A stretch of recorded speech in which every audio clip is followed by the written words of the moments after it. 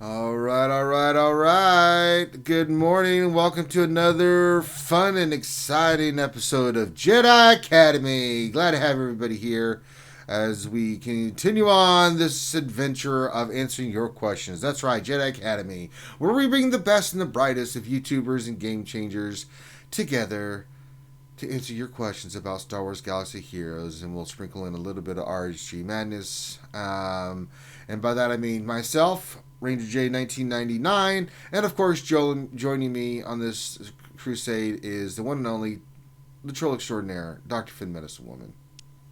Hello. Hello. Ranger, you'll need to make sure that you show non-video participants so that it will bring up their I image. thought I had that already. Well, give me a second there. Mhm. Let me just hit that. In the meantime, hi, peoples.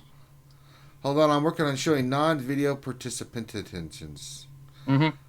All right, everyone's good, good, good, and winning. Okay, good. So the way it works is this is a Q&A show, as I mentioned. If you have a question for our wonderful panelists, all you need to do is type your question in the chat. Make sure you put question in front of your statement so Dr. Finn, the troll extraordinaire, can scoop that up. And if you don't, then he's not going to skip up your question, and that's on you, and that's not on us. So help us help you to help us help you. That being said, welcome everybody. Good morning. I hope you have your coffee. I hope you have your water. I hope you have your snacks. It's 2 hours of pure goodness. And then after that, today, Dr. Finn, we're going to go right into my grand arena right after this, right? There'll be a little break. Then we'll come back tonight. Maybe we'll do some mini Ross reviews. Maybe we'll solve world peace, but then we'll definitely play Pictionary at 10 o'clock. Everybody seems to enjoy that. And we'll do that on YouTube or Twitch. Dr. Finn. YouTube. YouTube? Okay, okay, there you go. By the way, I'm about to turn us on Facebook. The Oh! missus wants to play Pictionary. I got it. So, hello out there to people on Facebook too. Hey, we're simul streaming. Yay! Finn technology's great and stuff. It is. Okay, so let's introduce the wonderful panel of people we have. I'm sure some more will pop on, but this is shocking. She's been gone for a long time, and not only that, she was on time, Dr. Finn.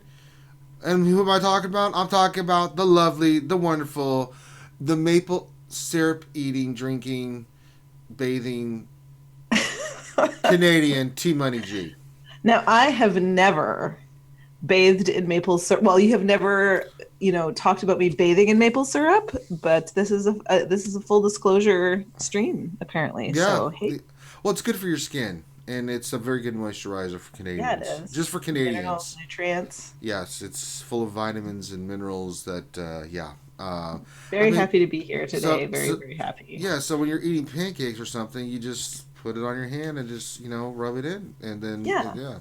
See, If you look in a brunch room or room full of people having brunch, the person rubbing their hands together hmm lovingly is the person who's Canadian. and it's maple syrup. All right. Now, someone that doesn't use maple syrup and is an American and one of our favorites is also here today. A long time, just Jedi Academy participant and one of the best YouTubers. Well, they're all best. I don't even know how to.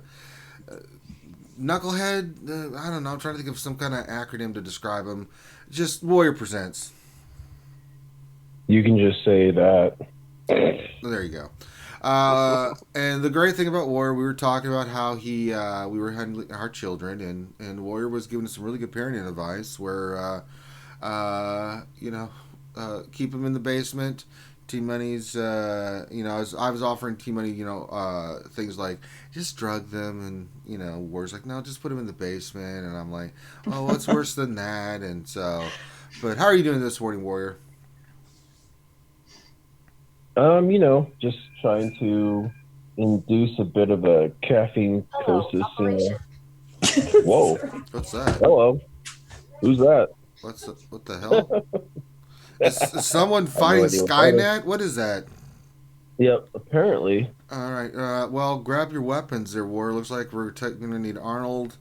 We'll use Finn as a meat shield, and then we'll go handle business.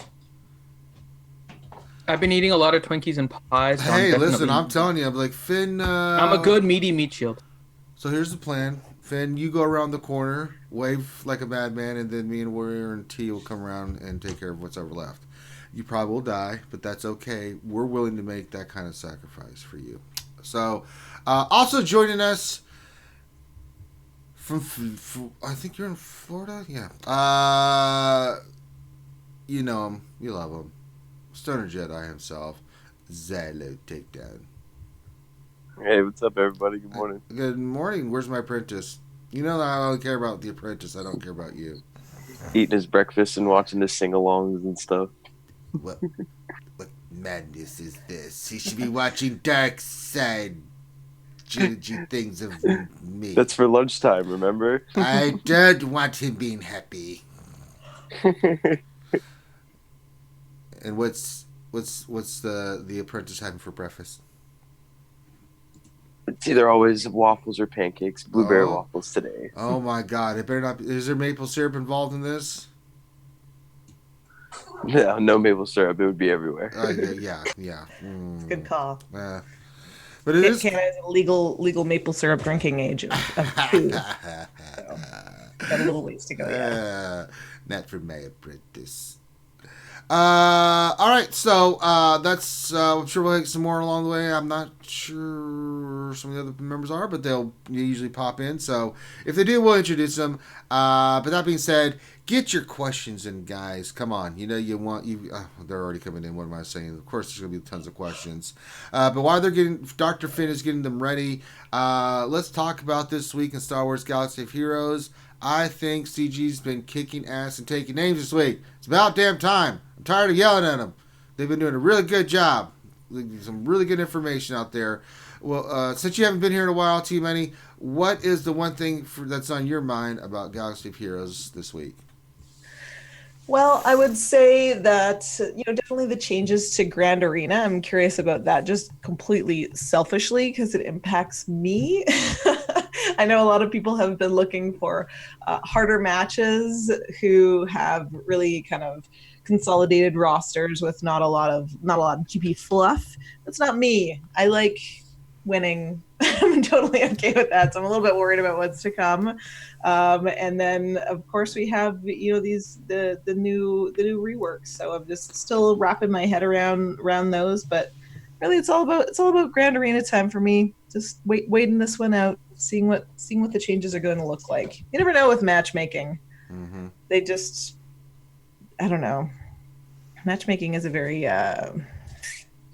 it's a strange thing. It's one of the things that drives the game. I think it's one of the most important monetary things about the game. And so you never quite know what you're getting into when they say they're changing the matchmaking algorithm. There you go. What about you, Warrior? A lot of stuff coming down the pipe. I've been very happy. Are you very happy with a lot of the stuff they've been announcing and saying, or anything that stands out to you this week? What specifically are you talking about? What Well, are you happy about? I'm happy about a lot of stuff that they put out this week, Warrior. Usually I'm very angry, and I'm very happy. First, they announced the TW changes. I'm very happy about that, right? And then they did a good job, I think, of refunding or giving people crystals, right, for last weekend. A little bit, yep. Yeah, that was nice. I'm pretty stoked about the changes. I thought Dooku's was okay, but I really like Newt Gunray's changes. And then they announced they're working on trying to fix the matchmaking. So, like, hey, they're communicating with the community. They're listening to people. They're listening to the community. Now I don't know if they'll fix it, but I think they always listen to the community. I don't think they always do what the community wants, but I think they always listen to the community. And they're always in kind of a rock and a hard place. Everything True. they do makes one group of people happy and the other group of people mad. Oh, sure. So, they're always in a rock and a hard place. So that's just the developer's life. And they kind of have to learn to just kind of accept that lot in life because that's just the way it works.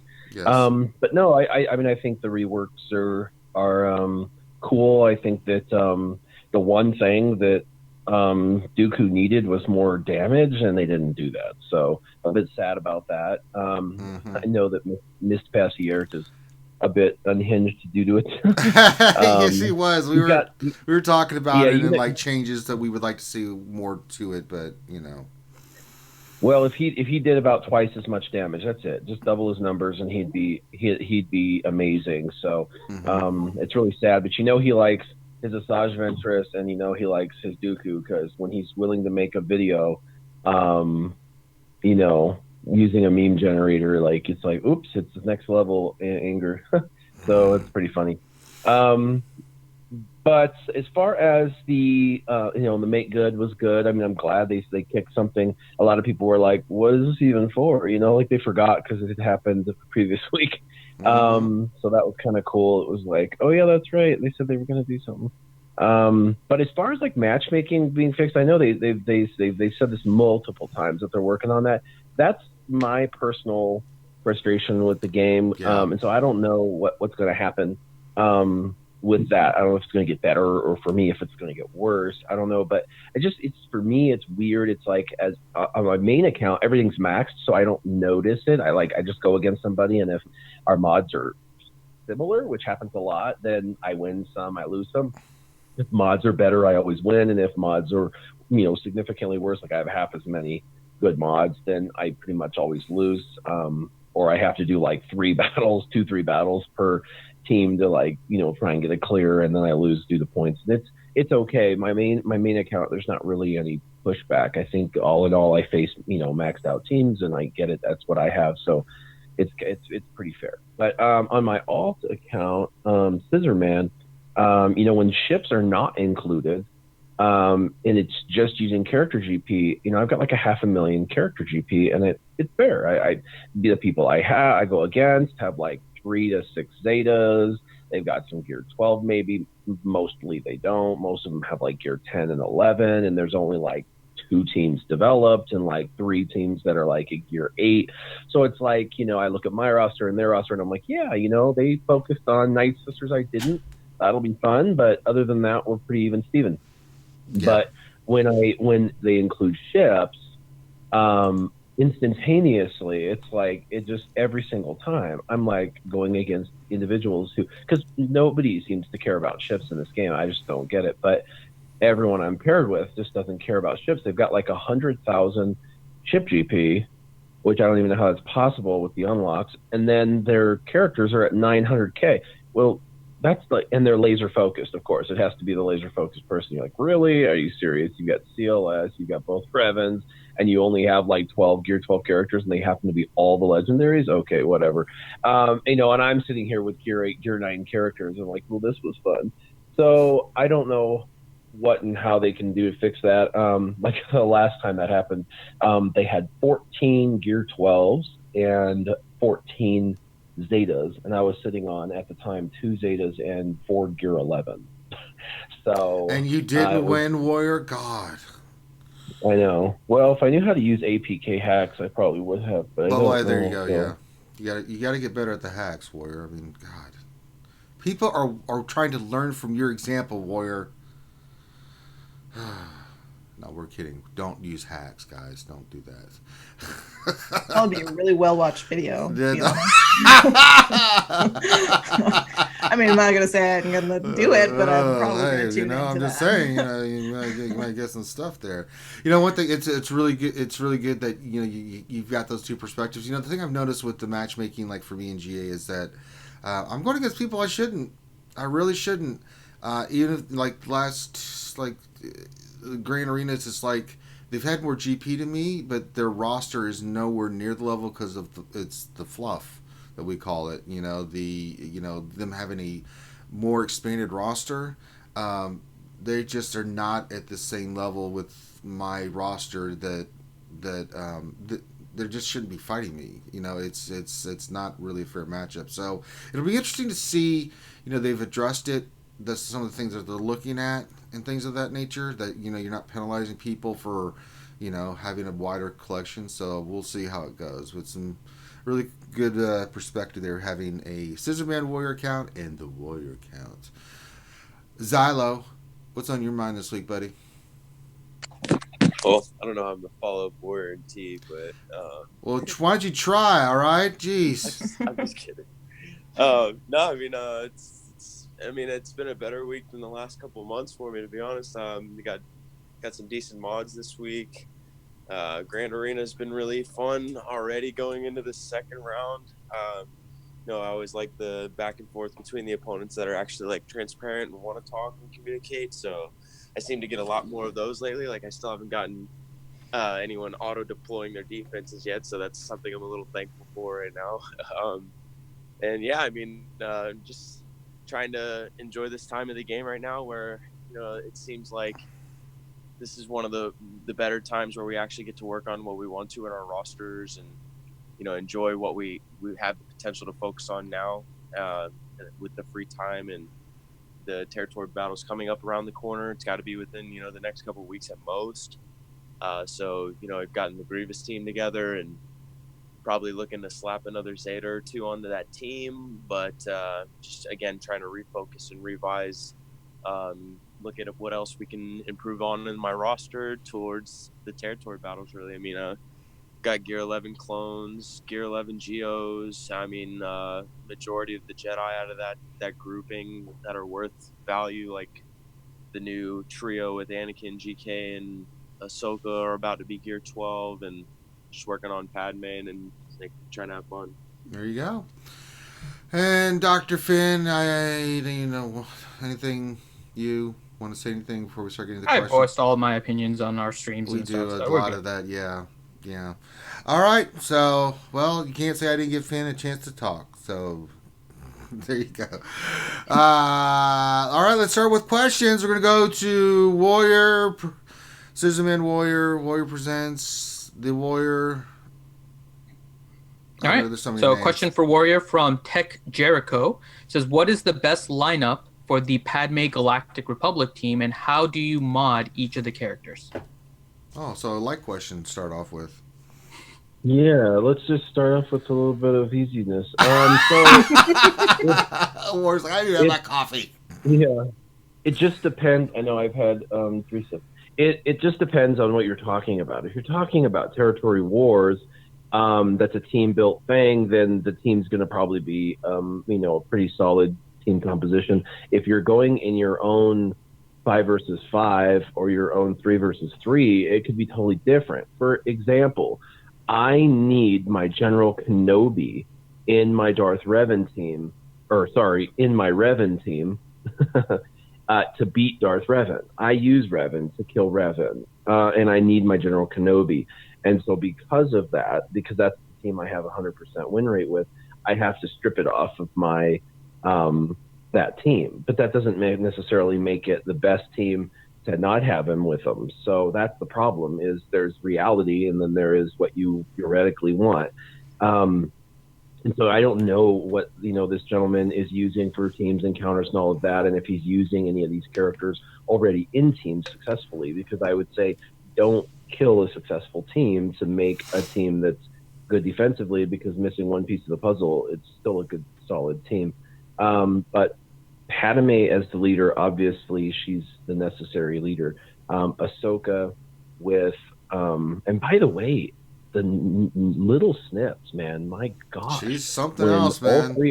When all 3 are there, she hits those 3 hits, and each of them are like 20 to 30K each. And if she happens to have a bunch of courage, which she does get, all of a sudden they turn into like 40,000 hits, and she does 3 of them, and it's like 120K. It's like she's assassinating people. It's nuts. So anyway, Snips is badass. But and then Anakin, of course, and his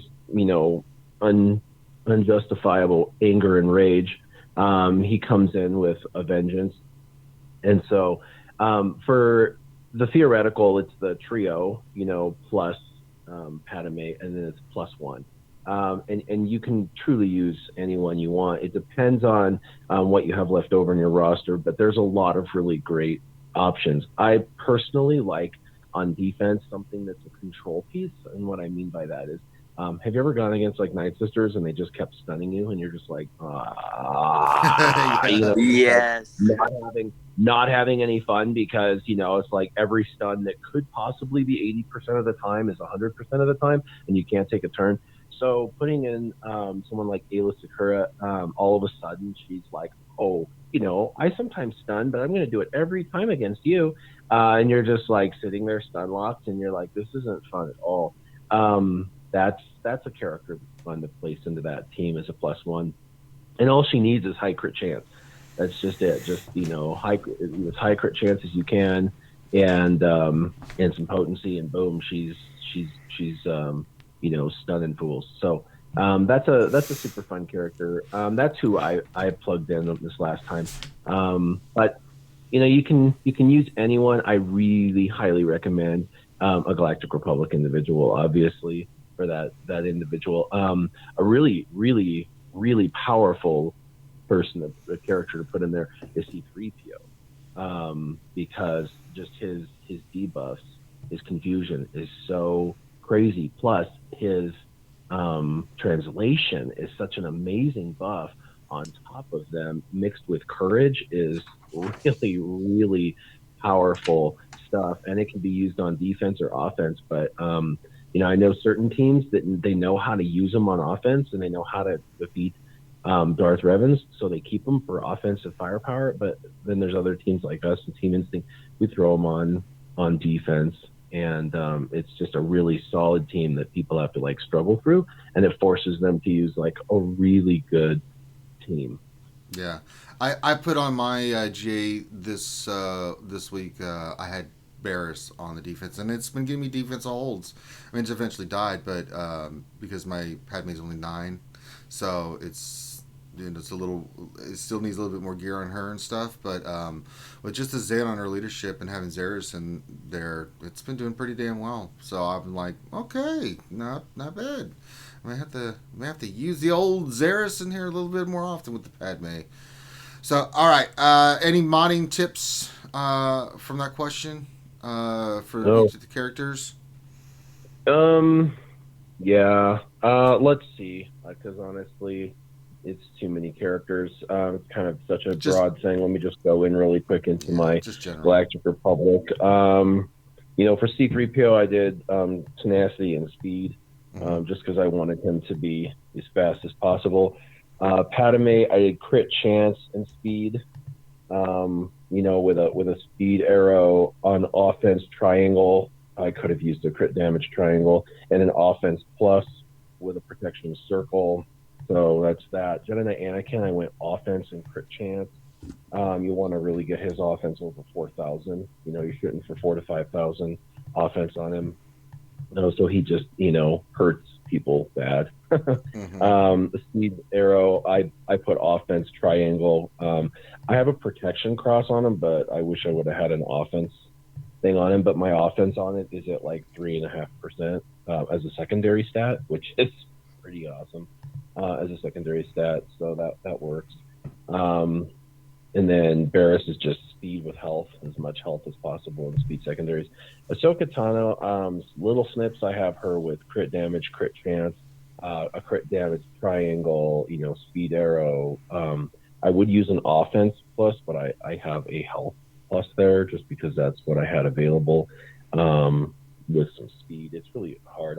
I'm you know, mods were not a thing back in the day. I thought like I had the pimpest mods ever, and I was like, man, I'm awesome. Everything is awesome. And then my God, like, Warrior Singing fan, you bastard! What have you done? Exactly. Every single team in the last like 6 months, and now I'm like, I can't even muster together plus 80 speed on a character with my new mods, and I'm mod farming every day. So.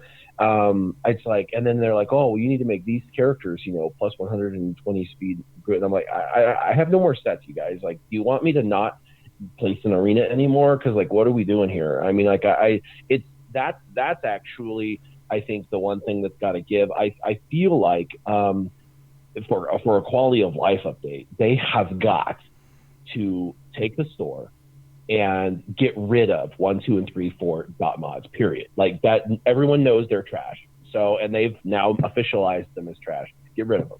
Make the store nothing but 5 dot mods. Also, make slots where there are speed mods. Make slots where there are offense mods. Make slots where there are whatever. So we can go and we can cherry pick what stats we want, and then just make them very expensive credit-wise or crystal-wise or whatever. You know, and that way you will control the flow of those individuals getting those mods. Now, they can't build it with the role in it. It would have the primary stats in there, and so even if it had speed, it might still not roll speed, but at least then you have a fighting chance to buy a really expensive mod that has a really good chance of rolling, and you'll get that percentage. But at this point, you know, I look at the store 3 to 4 times a day. I do 3 to 6 refreshes in mods to purchase. I'm spending a couple days getting slicing material. You know, I'm slicing up my low mods. I have, you know, all my white ones sliced, all my green ones sliced, most of my blue ones sliced. I've got, you know, tons of 6E, and I'm struggling to like keep up with the Joneses on mods. So I don't know. I feel like at this point in the game, it shouldn't be so difficult to get a decent mod. You know, it's been a year since I've gotten like a +20 speed mod. It should not be that rare. They should crank down that percentage chance. Like if you're going to play the game of farming mods every day, you should hit the lottery once a week, you know, with something decent, like a +15 speed mod or something. Yeah. I don't know. Yeah. I agree. We can get into mods and we'll be here all day.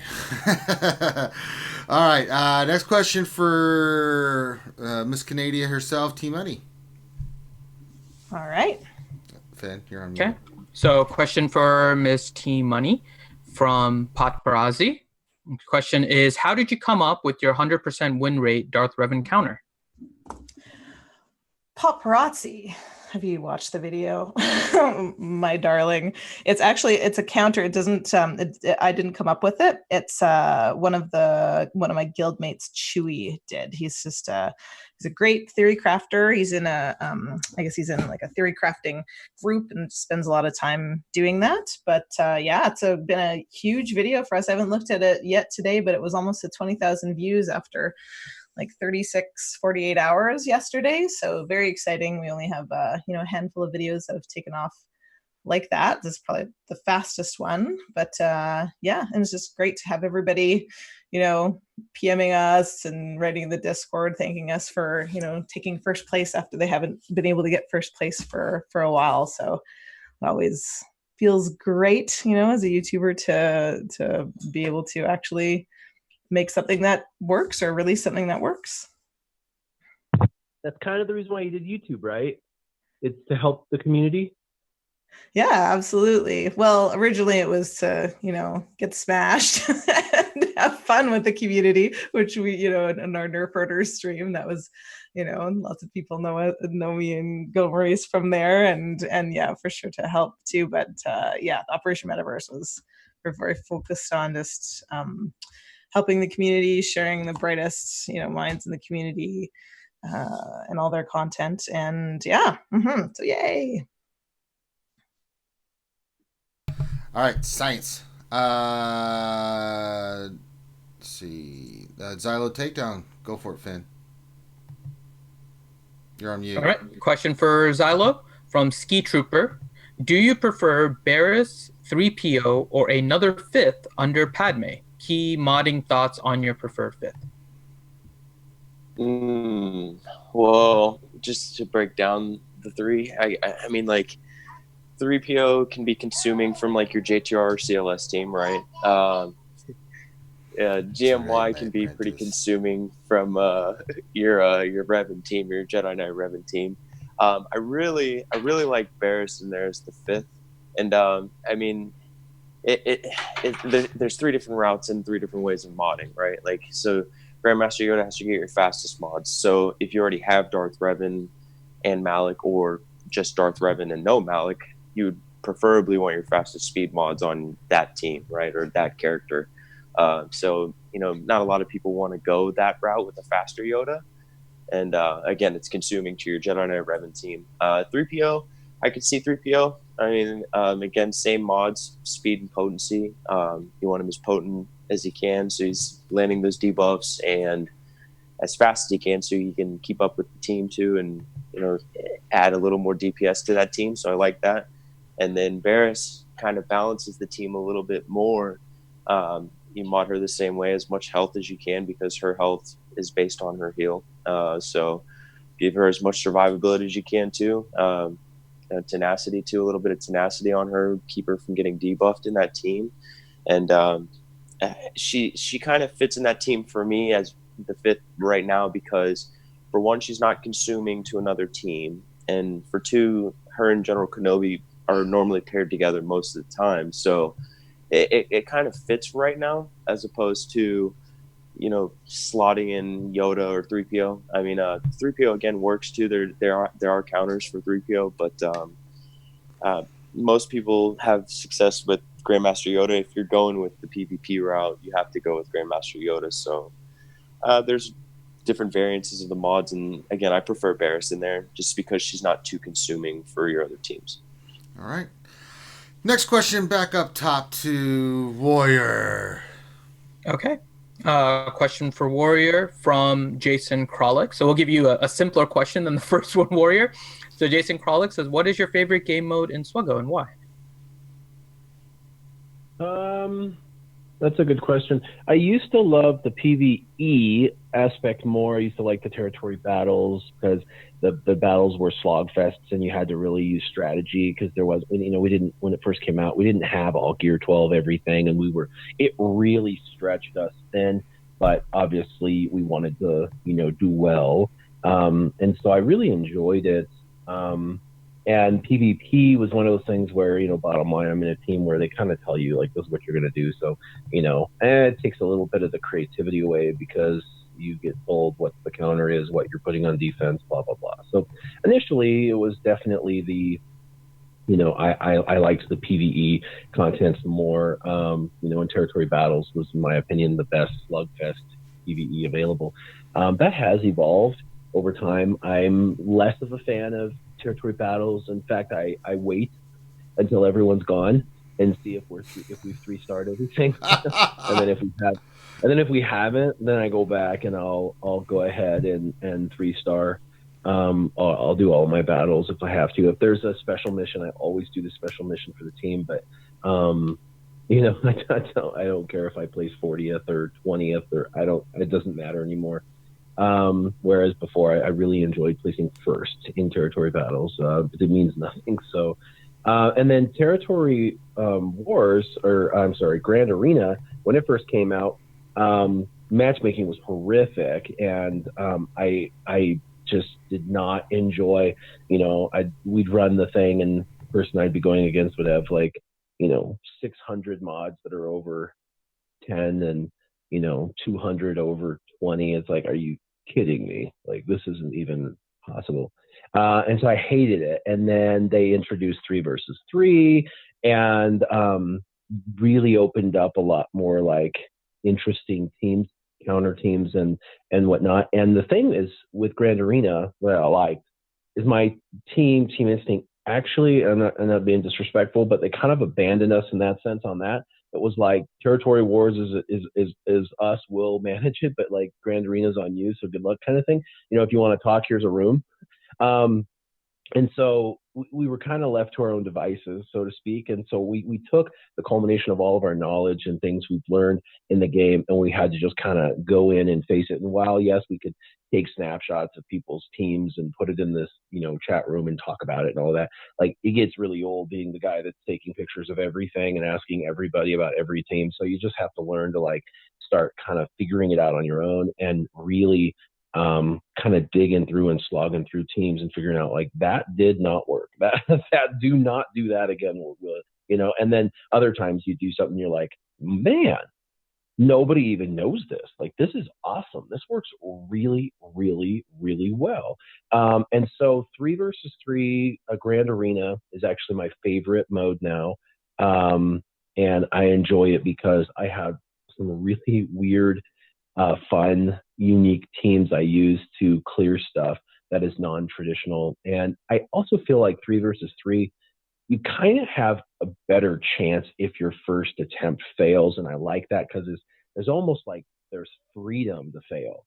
You know, if you go in and you fail in a 5 versus 5, you just wasted 5 characters, an entire team, probably an entire faction.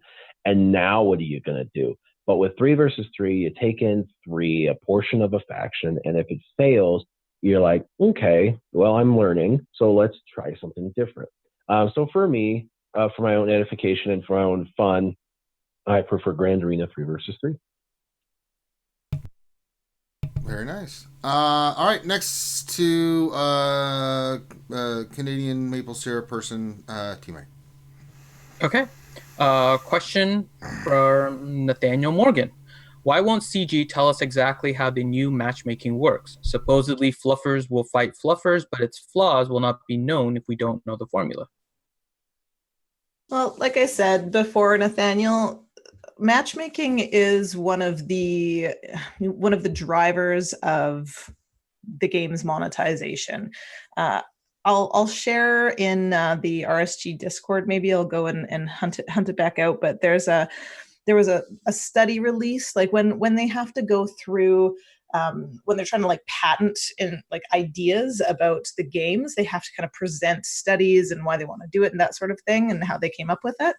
And there's a whole bunch, which means there's a whole bunch of information that gaming companies release about why things are the way they are. And monetization, this one study that they came up with on monetization basically showed that attrition will happen within the game if people win too many times or if they lose too many times in a row. So therefore, this idea that we could put forward matchmaking that is, I don't know what the chess matchmaking is, but basically just like tournaments. Like if you win against this person, then you go and face someone who is also won against another person, and that continues, on and on and on until you lose, and then you go down a notch. And I think that there's an element of that within this matchmaking, but it's not straightforward. There's a whole bunch of very nuanced things that we are not going to know about because they're probably, sorry, but they're probably pretty sneaky, And so it's a huge driving force in this game. It keeps us engaged, winning and losing in this game. And so that sort of thing is not only proprietary to the company, but it's not something that they really want, in my opinion, that they really want to kind of give the goodies on, because it does show, a level of, for lack of a better word, manipulation. Like it's not straightforward gaming. I play soccer against your team and we win or we lose and we go on. Like it's not about that. There's a whole bunch of other factors in place, in my opinion. That's what I think that they're doing. We'll never know because we're not there, and unless somebody from the company leaks that algorithm, we probably won't know. But I'm grateful that it's not such a stark, it's not completely broken algorithm. It is to some extent. This is coming from a woman who runs a territory wars focused guild who has faced guilds 25 million GP above us for the last 7 wars, I think, because everyone around us is going in short and there's nobody to fight who's going in 50 out of 50 except the top 7 guilds. So, certainly broken for us, not broken for everybody. But yeah, that's my gut feeling. Again, with my tinfoil hat on, I don't have evidence of that. But the fact of the matter is, I'm never going to have evidence of that because that's proprietary, corporate information that we're not going to get our hands on for a variety of reasons. All right. Next question to the crash test dummy for my apprentice, Xylo Takedown. All right, Xylo. Question from Jason Coonan. Mobile Gamer had a speculation video come out with potential leaks. How viable do you think it is? So have you seen the leaks, Xylo? I've heard about it. Yeah. Leaks are leaks and data mines and blah, blah, blah. It is what you make it, right? I always hope more content. So I'm not going to say I don't want more content, but I'd rather focus on what is going to actually come into the game and what's actually been, notified to us. Hey, this is coming. Not speculation. I used to be a big fan of speculating, all that kind of stuff, but then it kind of wears thin, and it's just I'd rather know what's coming next than speculate on it all day, every day. Well, not wrong. There's a lot of leaks and stuff everywhere. It's hard to figure out like what's legit and what's not. So yes, indeed. Which is very thin, right? Yeah. Back up top to the Mattress King of the Midwest, Warrior. Which is perfect because we have a speculation question for Warrior. Oh, here we go. How soon do you think something requiring the Emperor's command shuttle is coming? Soon, because I have it at like 52 of 100. By the way, this has been the worst official farm of my life in the game ever. Not only is it one of the highest, nodes energy-wise in the entire game, but it is literally the lowest natural drop rate that I have tracked. Normally, when I farm a character, I have a little pen and paper because I'm a nerd, and I track how many I get, how many attempts I made, how much energy I've spent. And then I do, after the entire farm, what my percentage of drop rate was for that character, just to see, if they're changing drop rates for specific characters and stuff. Because if you take a sample over a 3-month period of time or a 2-month farm period of time, and you see that sample, and the sample is 20% average, that's what the drop rate is, period. So, I don't care what anyone else says, that was your percentage for that period of time, and statistically that's probably what everybody else is getting. And it has the absolute worst drop rate of any character, any ship. So it's been a real slog to get it to 7 stars. I've been doing 5 refreshes on the node and all energy basically focused towards it, and since it's been farmable, and with like 5 refreshes a day, I'm still not done.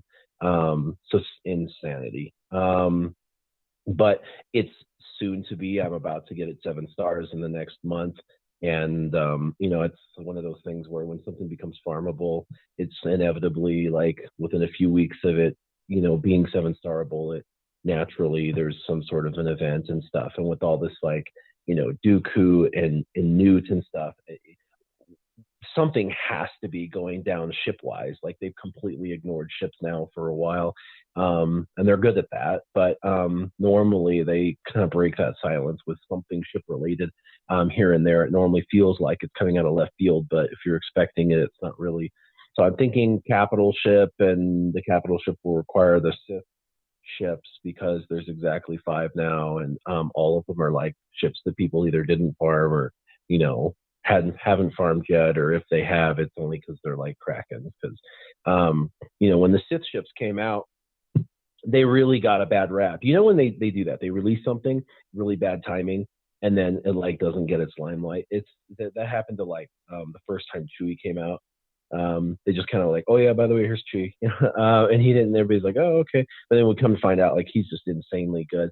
There's been other characters and stuff, but the Sith ships came out right around the Millennium Falcon, and so the Millennium Falcon comes out, the Han's Millennium Falcon, and it's like just stupid. It's just like, hey, we can shoot through anything. If you have this and the Houndstooth, you can win anything. And if you don't have them, you can't win. But had Han's Millennium Falcon not come into the game, that Sith team is the second best ship composition in the game. It's the literal second best composition in the game. It can beat anything quickly, very easily, on defense or offense. But it is not used by a soul, and no one farms it because Han's Millennium Falcon is so stupidly overpowered that it makes it a moot point. Just like at the time, Revan was doing the same thing in Arena, that it was overlooking and overseeing some certain team comps that were actually pretty cool, like General Grievous was just pointless because it just was not going to compete, but it was released a similar time. And so anyway, I'm excited because I like those ships, and we need just one little tick to make it competitive with the Han's Millennium Falcon, and I think that that's going to be a capital ship that gives it that edge. So we'll see. All right. Next question to Queen of the Frozen Tundra, T Money. Okay. For T-Money, question from JLY9. With the new Separatist reworks, what is the easiest team now to build to get a 7-star Padme? I'm farming B1 and Droideka now. Definitely, B1 is going to fuel that protection up, but I think that by the next time the event rolls around, you're going to have B1 and Droideka, and that's going to be the easiest team. Like just that typical General Grievous team with the 5 droids is the easiest team to get it with. I did get it with 7-star. What did I get 7-star with? I got it with Gear 12 General Grievous with the unique Zeta. I have the leadership Zeta on it too, but I kind of got mad and put it on thinking that was the one to have. It is not. The unique Zeta is the one to have for that particular event. I think you definitely want the leader Zeta though for the team, generally speaking. So you're going to have both Zetas on that team. You might as well just finish that team, right? B1, really does need that Zeta. He comes to life with the Zeta that gives him 100 stacks. So he's gonna need benefit from that Zeta too. Your team is, just generally speaking. I don't know if you need it for the event necessarily. And then B2 is the other required Zeta in that that group of droids for not necessarily for the event, but for that team. For the event, if you have General Grievous, B2, B1, Droideka, and IG-100, that is money for sure. I did it with, let me just see here. I did it with Gear 12 Grievous, Gear 12 B2 with his Zeta, IG-100 at Gear 9, I believe. Spy, I actually finished it with, I think I used Spy in the end at Gear 11, and Sunfac. I think I ended up taking Ventress out. I'll look. I took a video, of course, so I'll look and just confirm that. And then Sunfac at Gear 12. I definitely had one of the lowest gear teams that I've seen. I haven't gone on Reddit. I'm absolutely certain people have done it with less than that. But it is a very difficult event. I would say it's second only to Malik. I think that the Chewie event, was probably on par, but I think it was a little bit easier just because we know the mechanics of bounty hunters a little bit better. Felt like learning on the fly a little bit with that Grievous team because this is I had never used it offensively before. So yeah, I think that's the team. There's a lot of other variations out there, and doing it the second time, if you're ever doing an event the second time, always go on Reddit and look. I perfected the Darth Malik event, and I say that humbly. I did the event probably 50 or 60 times at the very, very least. And I posted the kind of order of attack and the minimum characters that you need on Reddit on the last day of the Malik event. But I kind of that's where Reddit is amazing with resources like that. So go check on there. But if you're developing this team over the next couple of months, who knows when it's going to come back, you can go to SWGOH and they'll probably have an estimated date for you. But you might as well just make this team. Lots of people are asking, what do I farm now? Do I go, Old Republic? Do I go the droids? Well, it just really depends what your gear levels are at and where you've invested the Zetas.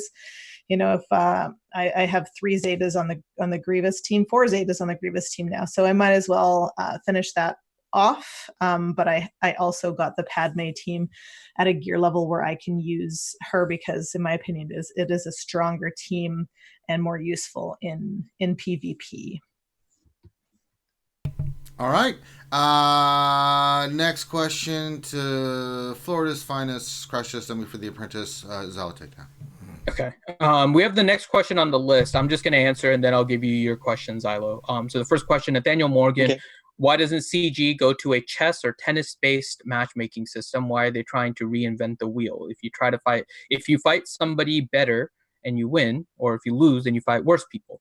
That is effectively what they're doing with the Grand Arena Championships, right? So part of what they're doing is changing the the matchmaking with Grand Arena and also trying to balance it for Grand Arena Championship. But Grand Arena Championship already is trying to address what you're mentioning here. Is that true though, Finn, or are they just kind of like saying like who won what? Like, did they actually say that they're going to match, you know, I don't think you're going to be able to climb. I don't think you're going to be able to climb. It didn't seem like they said it's going to be able to climb in. No, it's not like a climbing, but within your group of 8, then you're going to be able to fight more better people, right? Versus right now, it's somewhat smaller and not as prevalent in terms of win-loss. I mean, it's a very small group, and most of the time you have people that aren't doing anything at the bottom. But eventually, if you have people winning at the lower ones, you're always going to run into the issue of running into somebody with a much higher GP. And how are you going to do rewards? Like right now, T-Money, would you like it if your competition? Oh, you already mentioned it before. You're not a fan of this, but just in general, I am a fan of it. I've been very, very fortunate that my guild is the way it is, and my roster is very, very focused for PvP. So I've done well, but I do want to see, how far I can go and how well I can do in the long term. I say that it's tongue in cheek, but and I do stress out about matches, certainly. But certainly with the wolf pack, and sorry for interrupting, Xylo. I am curious about this algorithm, but certainly with the wolf pack, it's hard on us when we're facing the big guilds all the time. But oh my God, what a rush, and how proud we are when we're able to hold our own, for at least some of the match, and some of the matches that we've faced, at 25 million GP have been right down to the bitter end. So it's, that's a very, very exciting part of the game. I don't want to face guilds who were, beating handedly all the time. I'm not interested in that at all for Territory Wars. With Grand Arena, though, I spent a lot of time on this game, so spending more time with Grand Arena, okay, fine, I'll do it. But yeah, but I think eventually the problem is that with a tennis or chess base where you just face the winners, eventually you're going to have like a 3 million facing a 4 million, and at that point you're going to start making it less fun for them, right? Especially if there's rewards attached to it. That's always a problem when you attach any kind of rewards, because those are competitive people that are trying to win. So that's probably the inherent problem with a matchmaking system that's a full ladder system as it stands right now. Yeah. And just one more thing to just completely be rude. I have posted that study in the RSG Gen chat. Warning, it is like, if you think that you're nerdy for tuning into a stream on Saturday morning, well, baby, this is like a whole new level of nerd. Scientific studies on algorithms in matchmaking. So enjoy. Embrace your nerdiness. So Xylo, question from What Else 73. What is the Zeta priority for a Padme-led Galactic Republic team? Ooh, well, this has variables to it, because it depends on what you plan on using the team for, right? Like, so if you're using the team for like a Darth Revan killer, you want to go like Padme lead, then Anakin, because the Zeta from Anakin giving Padme that bonus turn meter when he takes a bonus turn is how she's basically going to just rub that death mark off. Like, it's going to make death mark irrelevant on that team, right? And then it also has this cause and effect to where she can keep cleansing the team too as well, to keep the debuffs off the team. So that would be like the PvE aspect of it. And then if you're just looking for more like damage output, Ahsoka obviously is a great Zeta on that team, but it's also like detrimental to the Darth Revan counter, right? Because the more she's calling out of a turn and being forced to attack Malak, she's going to be stuck with fear most of the time. So it just depends on what route you want to go with the team again too. Like, if I had to pick the 5 for my preference, like I want to use it for like an offensive Grand Arena team, I'm gonna do Padme lead with Anakin, Ahsoka, General Kenobi, and then Padme's unique last. But that's just my options. All right. Dr. Finn, back up top too. Well, before we get to the next question, all right, we had a request for you. Oh. Apropos Wooin said his twins turned 6 on Wednesday, but he wasn't allowed to ignore them for the stream. So he wanted a special shout out for his twins. Okay. They are having Batman coming to their birthday party. Oh, so happy birthday to your twins. How old are they? They're 6, They're turning 7? 6. Okay, they're 6. Okay. All right. So we'll do some Gotham City here. Oh, Batman, we have 2 young children that have birthdays today. That's right, Bane. 2 of them. This is Batman. Happy birthday! Make sure you eat your vegetables. Except for today, eat lots of cake and drive your dad crazy. But happy birthday to you both. There you go. Happy birthday to Apropos Wounds, 2 little boys. I didn't get their names, but happy birthday from Batman and Bane. All right. So next question for Warrior. Question from Isoka Tano. Question: how does Warrior use Kevin versus Devin? So Jedi Knight Revan versus Darth Revan. Yeah, sorry, I'm not going to answer that right now. It's a proprietary blend of uniqueness that I'm not going to share right now because it's how I'm able to win in Grand Arena and how Team Instinct is able to one-shot them in Territory Wars. So that's one of those. I'm sorry. Let's just say that you've seen videos, I'm sure, that are similar, slightly different, and there are some other characters that haven't been used in a while in that Revan team that should be brought back to light. But Anakin is a great character to kill Malik with because he has that healing immunity.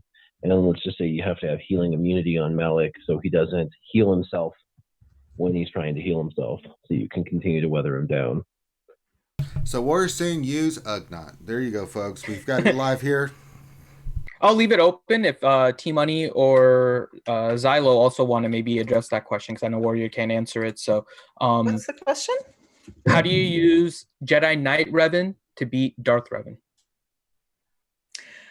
Well, yeah, I do. Yeah, okay. So basically, I mean, we're going to be a little cheeky here. If you want to know if a big guild is using a counter for any of the, any of the big meta, what I would suggest doing first, or if you want to know who their defensive teams are that they really love and are singing a bunch of mods into, go to that new site on SWGOH.gg. I'll also post that link in the gen chat of RSG, but it lists all the top mods for all of these teams. So a while back, months ago, I think the Mighty Wolfpack is a boss. Mighty Chlorian's one of those guys.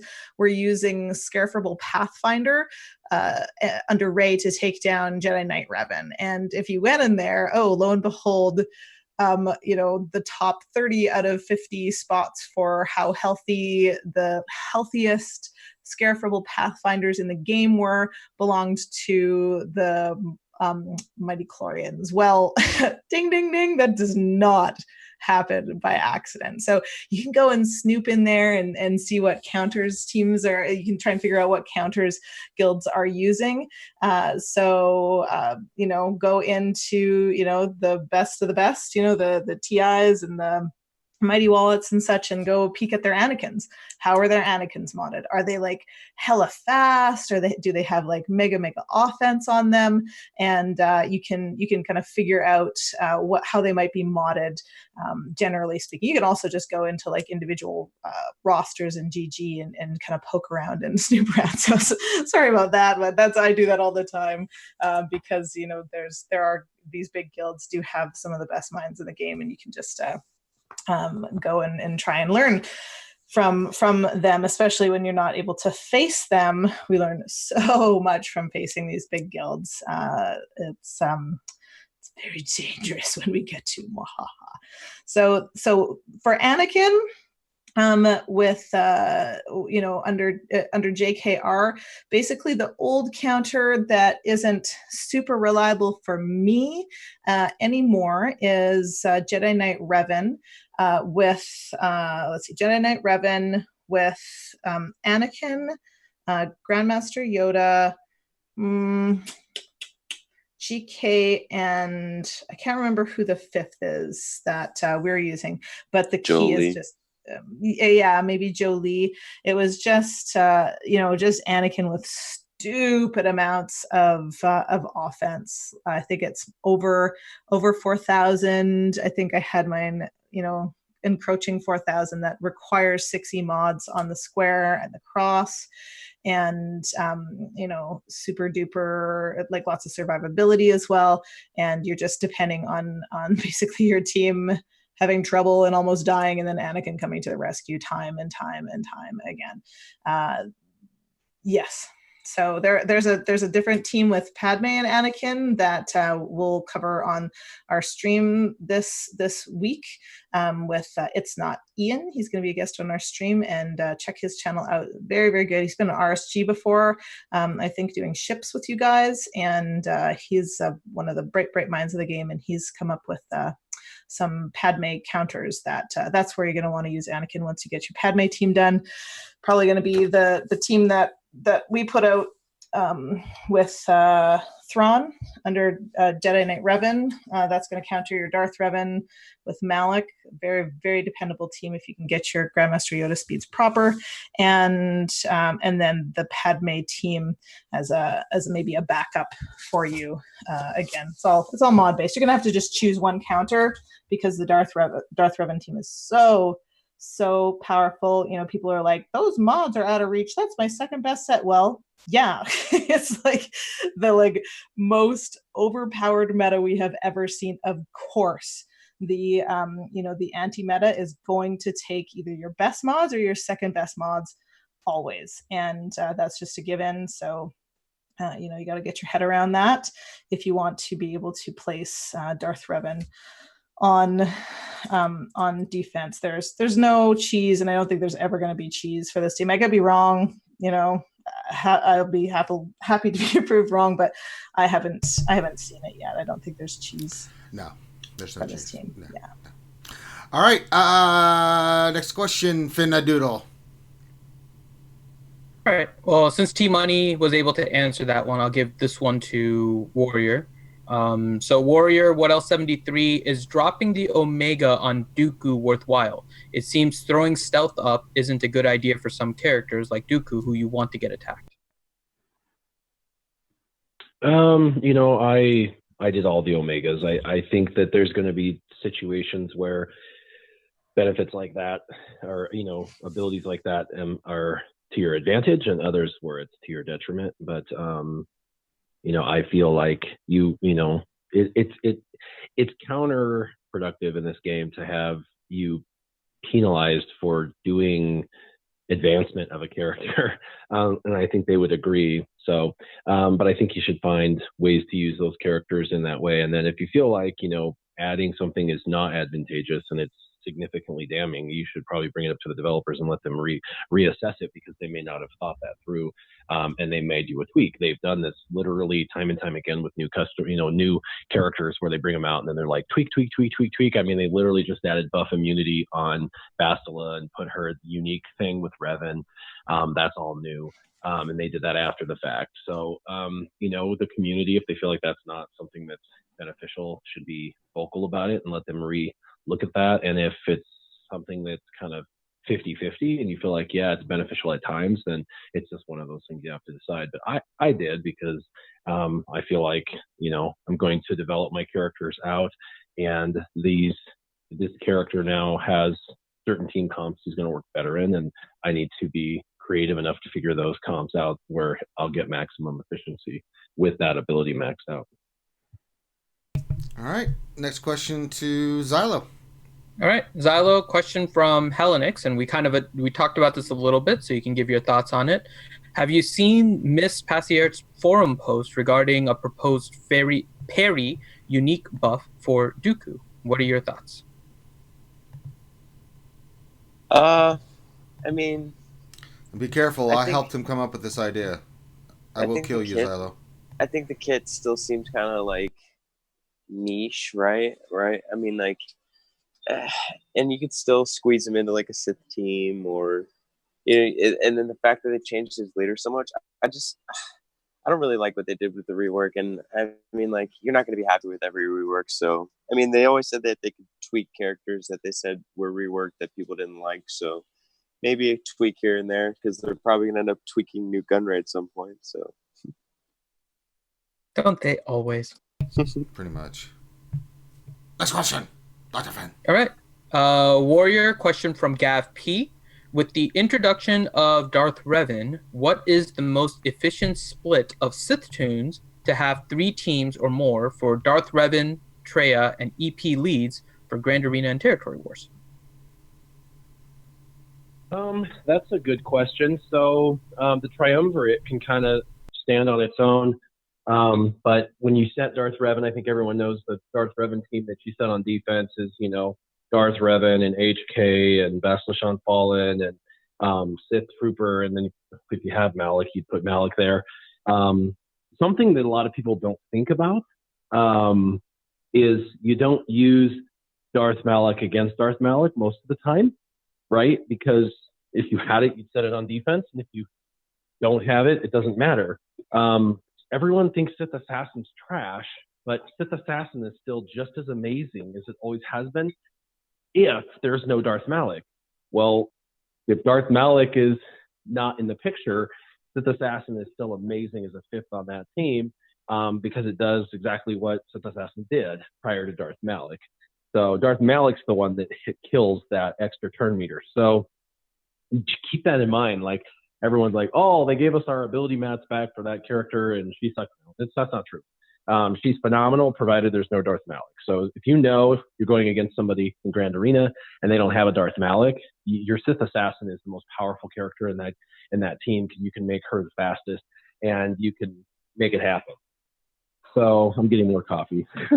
The other team would be an Emperor Palpatine lead with Darth Vader and Tarkin.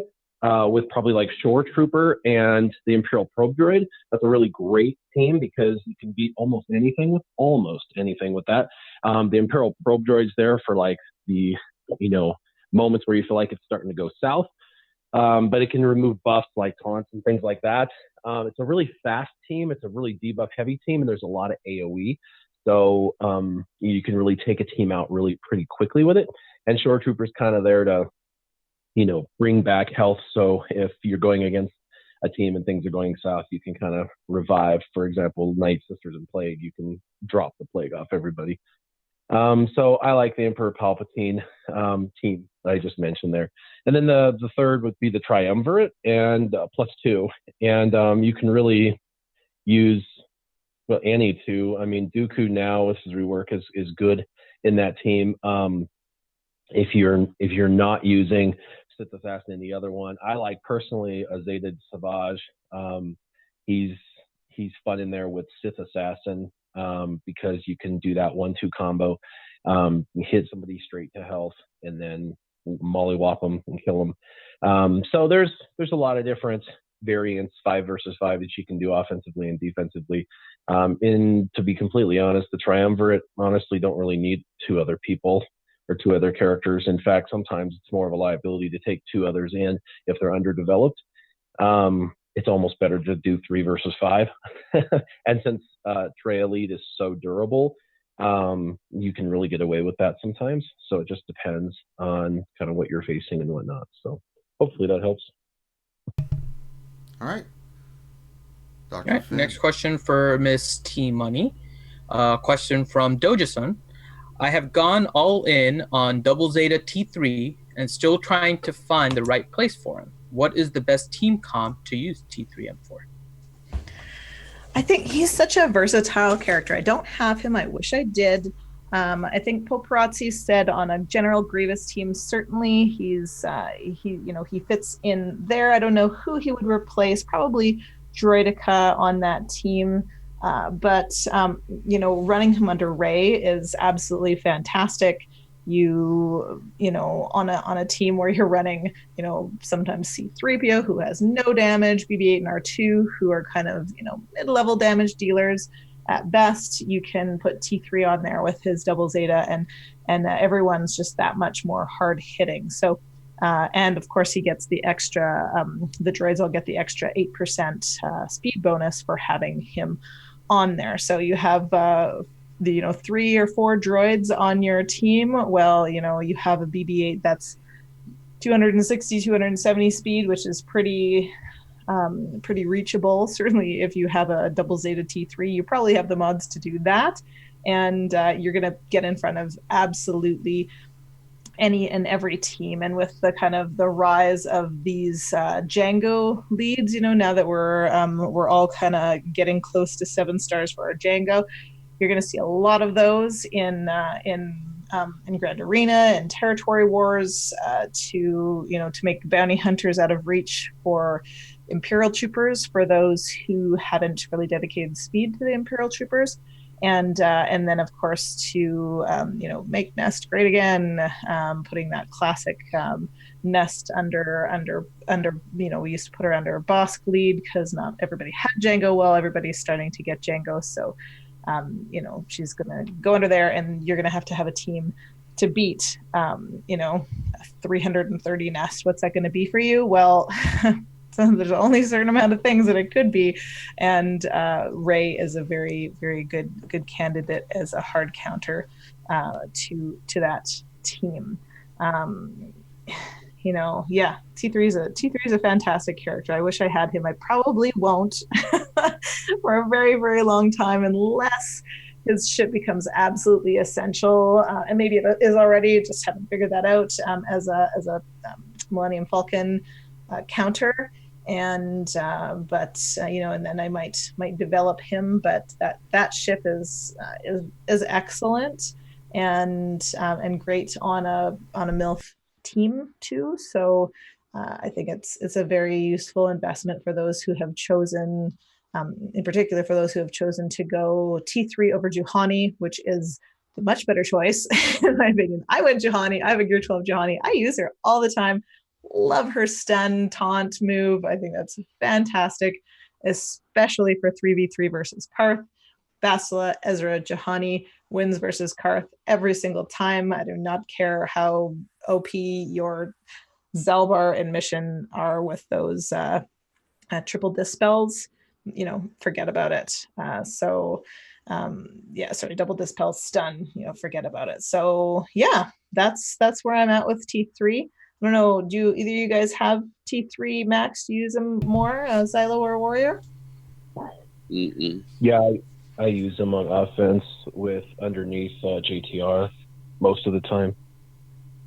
Yeah, he's great. He just makes that team even more powerful than it already is. JTR, BB, R2, T3, and then I put in Chopper for a dispel and taunt. All right. Yeah. There you go. Next question, Dr. Affinity. All right. Question for Xylo from Gav P. I have Zeta Karth to Gear 11, 12 with Zetas on Karth, Mission, and Zalbar. Is the Zeta on Canderous or Juhani worth it to supplement the team? I'm trying to bump one of them to 17,500 to be ready for the Malik event. Well, I don't think either of those last two are worth your Zetas, to be honest. I mean, there's definitely a better home for your Zetas, just to answer that question. For the power level, I mean, you really only need, you don't even have to focus, like, you can get purple and gold mods on them, right? And then that'll help with the power increase. And then just one additional Gear 12 piece, like, will definitely put you over the 17,500 range, and then that'll definitely even out the team too, as opposed to just slapping a Zeta on the characters, right? Like you can definitely round the team up and make the team all Gear 12 for sure, and then that way it's a more solid all around team, and you can still make great use out of the team in like a 3v3 aspect too. Like if you want to split it up, you can do like a Kira Mission Zalbar team, and then Karth, Juhani, and Canderous team too as well. So you'll get a lot more value out of it, and then that way, again, you can save the Zeta and invest it somewhere else. All right. Back up top. We begin again, Dr. Finn. Okay. Question for Warrior from Aparengo. I'm farming Sith ships, almost done. What's the composition you are talking about that may be able to beat anything? What composition am I talking about that may be able to beat what? With Sith ships. To beat what, though? You said it to beat... He said to beat almost anything. Oh, it's a Sith composition. There's only 5 Sith ships in the game, and then you use Empire in combination with them. But you use the Emperor shuttle, use your TIE Advanced, the Imperial TIE Fighter. Ships like the TIE Reaper and the Starfighter are going to be in your back reinforcements. And then for the front, I would actually use the Imperial TIE Fighter, TIE Advanced, and then the Sith Bomber, because the Sith Bomber is the tank, and then the shuttle will come in, the Scimitar can come in, and you also can have the other two, the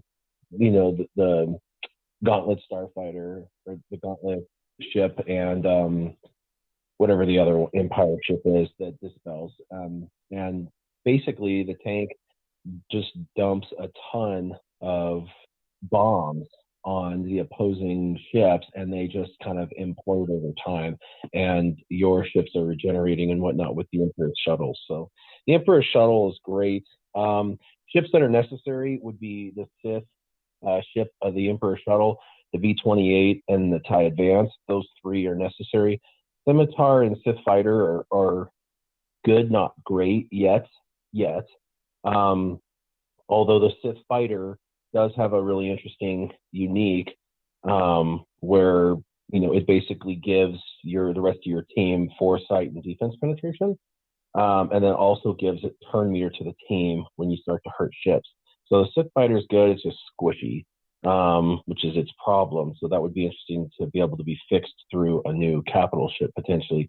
And then like TIE Reaper and Gauntlet are there for the durability piece. Like Gauntlet's there to regenerate health and protection and cleanse. TIE Reaper is there to dispel, can do damage, provide turn meter to your capital ship. Same thing with the Imperial TIE Fighter, turn meter to your capital ship to get you to your ultimate faster. And it's, of course, TIE Advanced in the front 3 for damage, just sheer damage. Same thing with Imperial TIE Fighter, hard to hit, and foresight up and dodgy, and can do a lot of damage. And then when the Emperor's shuttle comes in as your first reinforcement, it starts to really take a life of its own. So you could use either the Chimera or Executrix, but I feel like the Executrix is better because with all of that, the dodginess that you have built in, you'll probably get to your ultimate before even the Chimera, as long as the RNG allows for those dodges to occur. So yeah, and we did some videos. I remember when it first came out, they either provided footage to us or we played it a little bit and filmed it a little bit. But I just remember if we didn't have the Han Millennium Falcon in the lineup, we won. In fact, I'm pretty sure that another panelist actually had a video on it as well. Wouldn't that be correct, Team Money? Video on what? She's like, what? On how good the Empire/Sith team is, specifically the Sith bomber and the Emperor shuttle and all of that. Do you remember when the bomber came out? Yeah, when the bomber first came out, we still had our test accounts, and good old Maurice and I were like, what came out at the same time, Warrior? What came out at the same time as the bomber? It was something huge, like Chewbacca. It was the Millennium Falcon. Was it the Millennium Falcon came out at the same time as the bomber?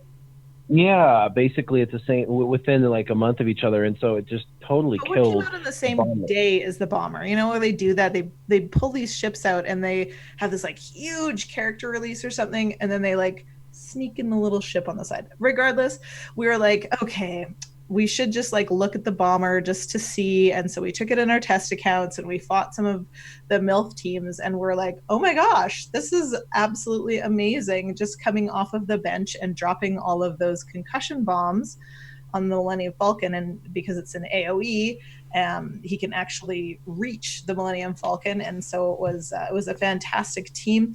I don't know if a lot of guilds are using it as a counter, probably just because they don't have everything yet, or maybe it just hasn't been explored properly. But yeah, that was the video we made. We were just kind of like, we don't want to make a video about this silly ship. And then we're like, oh, this ship is actually great. So So yeah, it's just and Sith Marauder is turning out to be a fantastic character as well. If people, like you said, Warrior, looking at Sith Assassin and Sith Marauder, not necessarily being the greatest characters in a mirror match anymore, but heck, they're absolutely great on defense for Grand Arena and Territory Wars, because you don't need to protect your team with the pre-taunter of Sith Trooper, lazy ass Sith Trooper who does absolutely nothing other than like get hit. I guess he does have some damage with ferocity, but it's much more tricky when you have Sith Assassin properly modded and driving that team's turn meter against Jedi Knight Revan. So yeah. By the way, T-Money, I checked the posts. So on the day that the kit was announced for B28, it was the same day as Jedi Knight Revan's kit was announced. Yeah. So that's kind of a big deal. And then on the same day that Sith Bomber got moved into free-to-play was the same day as Karth and Juhani getting moved into free-to-play. Yeah. Before B28. And I think that happened with Sass's ship too. And just an aside, I did post those links for both the study on matchmaking algorithms, and then just now the SWGH.gg link. I just put the one for crew in there because that's the one that I have pinned in my guild's announcements so that I can find it easily. And Finn has the third healthiest Kylo Ren unmasked in the game, baby. Drop that mic, Finn. Drop it. I have never mentioned such things on the stream ever. We never heard that before. I'm not gonna. Yeah. Just stop. Go into that a little more. There's no question there. We'll move on. All right. Next question, please. All right. So next question is for Xylo, and questions from Kane77, and he said, "When farming Ewoks, which order should I go, easiest to hardest?" Well, if you're looking for like the core 5, Chirpa was pretty easy for me. Chirpa, Logray was pretty seamless too as well. Logray was a lot of like raid gear and med packs. Elder as well. Elder, I naturally over time geared up Elder as I played the game. So those were the easier 3 for me. Paplu is pretty consuming. Any tank in the game is going to be consuming on gears for like stun guns and Carbontes in general. So Paplu, if you're going to invest in, I like to invest in the toughest character first. I would say knock Paplu out, and then it would kind of have this ripple effect on the rest of the Ewoks that you're farming. Who's the 5th there? Wicket. Wicket, he takes some pretty heavy gear going from 11 to 12, but to getting from 10 to 11, I believe, was the hardest part with Wicket too as well. And Wicket's the damage dealer, so I would say just focus on Wicket and Paplu first, and then the rest will be really easy to gear for you from a better aspect, I guess. All right. Next question. All right. So next question for Warrior. This question is from Old Man Wilson. And actually, it's kind of a repeat question. So I'll let you, if you want to add anything, Warrior, and then I'll give you another question. So Old Man Wilson, you said Sith ships are the second best team. How do you use them, and will you make a Sith ship video?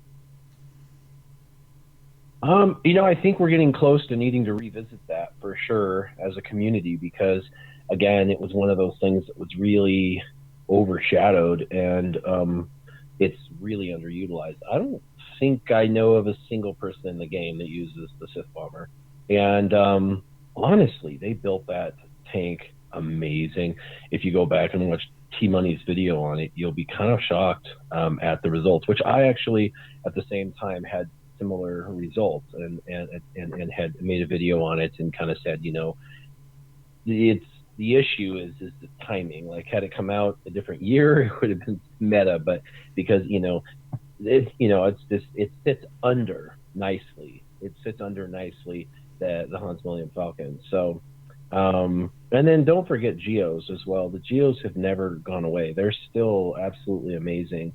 And I do think that there's some interesting compositions blending Sith and Geo synergy So there's that as well. But yeah, I think the video to kind of revisit those ships and stuff. I need a little time to theory craft some stuff, play a few battles out, and get a few wins under my belt, and record those wins, and then analyze it and do a video on it. Would be fun. All right. Really quick for everyone out there, this is the last call for questions. So if you guys have questions, toss them in the chat. We'll collect them. We have a few more left here before time runs out. So if you guys have any questions, put them in. So Warrior, question for you from RSG Vormax. How long before CG releases Clone Wars ships content? I don't know if they will release clone ship content. I really don't.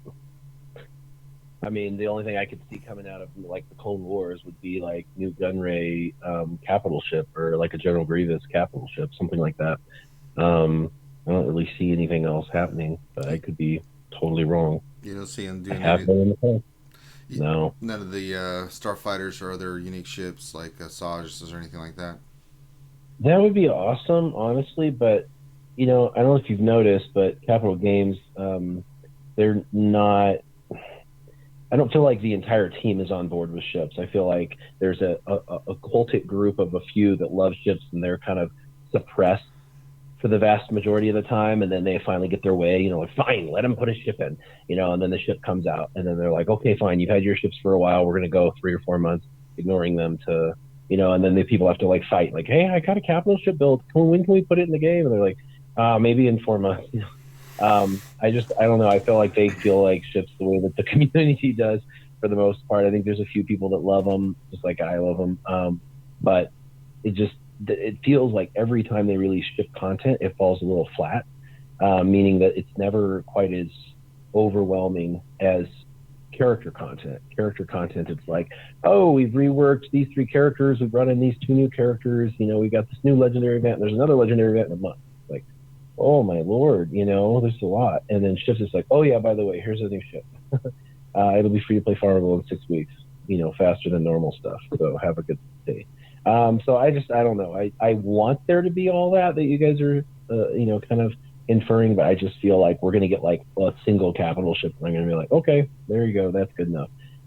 Which stinks, because I felt like they were going to surprise us with 2 capital ships simultaneously to drain our resources, because they've been good in the past about totally destroying our resource allocation and making it where we had to kind of grind again, even at the high end in-game player. And so I thought, wow, they definitely are going to do something to kind of make it to where we have to grind again for a while. And then they let us totally get enough materials to max out 2 capital ships, plus possibly a 3rd capital ship by the time they release a capital ship. So I don't know. Come on, Warrior. They're just going to come up with a new capital ship ability mat. Going to be the Thetas or something true. Like that. Yeah. Yeah, that's probably true. They'll be like, what do I do with all this prestige? Your capital ship can go to level 90. All you need now are these quantum physics realm blasters. And Exactly. you only get 1 per 20 wins in Grand Arena. It's like, no. They didn't have those ability mats during the Clone Wars. It's something completely different. Goodness. All right, next question. Twinkie Eater. All right, question for Team Money, question for Apparingo.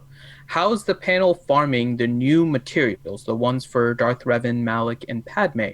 Farming from the nodes, just with crystals, what are your recommendations? What my recommendations are and what I'm doing are 2 totally different things, as is usual. I am pay to play, and I have a very small. I have the 3rd lowest GP in my guild, and I'm kind of constantly playing catch up. I am pay to play, so I do just buy them in the store. I think that I have a couple times bought the 25s after arena payout. I just kind of like run in and buy them right away so that I'm not tempted to, to blow my load. I'm not allowed to say that on mods. So that's what I spend the majority of my crystals on. I spend the majority of my crystals on mods. I believe that is the wise thing to do in this day and age with the shifting meta. Mods will be a meta forever and ever in this game. Knock on wood, anyway. So I do go in every once in a while, and I'll buy the 25s out right after Arena to kind of sink my crystal resources into that. Farming gear in the nodes is tough. I'll kind of bridge the gap with that. Sometimes I'm farming gear for Padme and Ahsoka Tano right now. So I have to do cuffs and what else am I doing? Stun guns. And so I'll do the last 5 or 10 in those nodes, maybe over the course of a day or two. But for these ones, it's such a pain in the butt because you have to have 25. So you can't just go, oh, I'm going to do my last 5 in these nodes. You have to do bulk of 25 at a time. So I do just tend to buy those right out of shipments. Yeah. All right. Next question to Xylo. All right. Question for Xylo, and this is from our Facebook, from Darren Palmer. Is Jedi Knight Anakin Zeta only good against Darth Revan teams? I don't see much other uses for it. I wouldn't say useless. I mean, as long as it's under the Padme team, like that's the whole point of the Zeta, obviously. I think it's great because it gives the team more of an offensive aspect. Plus, it gives Padme more chance to utilize her kit, right? Like, not just the cleanse, but the mass call to assist and everything like that too. So I think it's worth the Zeta for sure, long term, and it's not just going to be a valuable Zeta for the Darth Revan counter either. Like, I think maybe down the road too, Fear will introduce itself in another team or another Sith Empire, because they wouldn't just make the team or the tag for one faction or anything like that. So the fact that she's immune to fear and everything, it'll have a long-term effect for sure. And then, like, that's the aspect of the Galactic Republic in general, is like they have their own unique dynamic, and that's why they installed this dynamic, not to just directly counter her, but like counter fear in general. So all right. Okay. Next question for Warrior from Shadow Veil. About to start Zeta-ing Separatists. What are the priorities? Well, I think number one priority is Metal Monstrosity. There's so much power with that, and it can kind of swing the balance of win or lose. The second is your turn meter engine on B2, and more people have B2 than B1. Or at least that's from my experience I have found. So that would probably be the next one for the extra turn meter. And then B1 isn't necessary, but boy, 50 stacks versus 100 stacks is huge in durability, longevity. B1's there really as the regenerative character. He doesn't do a whole lot of damage. I mean, he can shoot a lot. He shoots all the time with all the other Separatists, but really he's there to constantly put health and protection back up on other characters to kind of keep them around longer. And then, eventually you got to whittle them away. So people just kind of ignore him. But his Zeta is, in my opinion, worth it, because 50 stacks, you can blast through that pretty quick. Whereas 100, it takes a minute to get through him and kill him, unless, of course, you're using Night Sisters, then it's way easy. But outside of Night Sisters, it really brings about a durability to the team that you need. So those three, when I went into the battle, those were the Zetas I had: the Metal Monstrosity, B1 and B2, and then I ended up having to actually get rid of B1 and not use him at all, because him shooting out a turn all the time actually provided 40% protection up on the team, which made him nearly impossible to kill. As soon as I removed B1, I was able to win that Padme event with relative ease, meaning less than 10 attempts. But with him, I tried over 20 times and didn't even get close. But got rid of B1, and then boom, it was easier. So I told everybody to get rid of B1, and then everybody started clearing it, who was having a difficult time. So B1's great, except for that event. So if you're thinking that event, don't worry about him. Outstanding. All right, next question for the lovely TM. Okay, so a question for Team Money from Apropos Woolen. I have a 5-star Padme backed by Gear 12 full Zeta team. I am sick of Revan. Any mod choices I have to compensate for the 5-star? Well, I have a Gear 9 Padme, and I would say that I'm assuming your your 5-star Padme is at Gear 11, and my Gear 9 is probably inferior to yours. She's pretty durable, right? She's a pretty durable character, and a lot of her magic comes from her leadership. She does have a lot of, her unique, which I actually recommend doing first before her leadership. A little bit controversial there, but I think it makes her into the unique makes her into a CLS killer. So I think that definitely you've got a great team on your hands.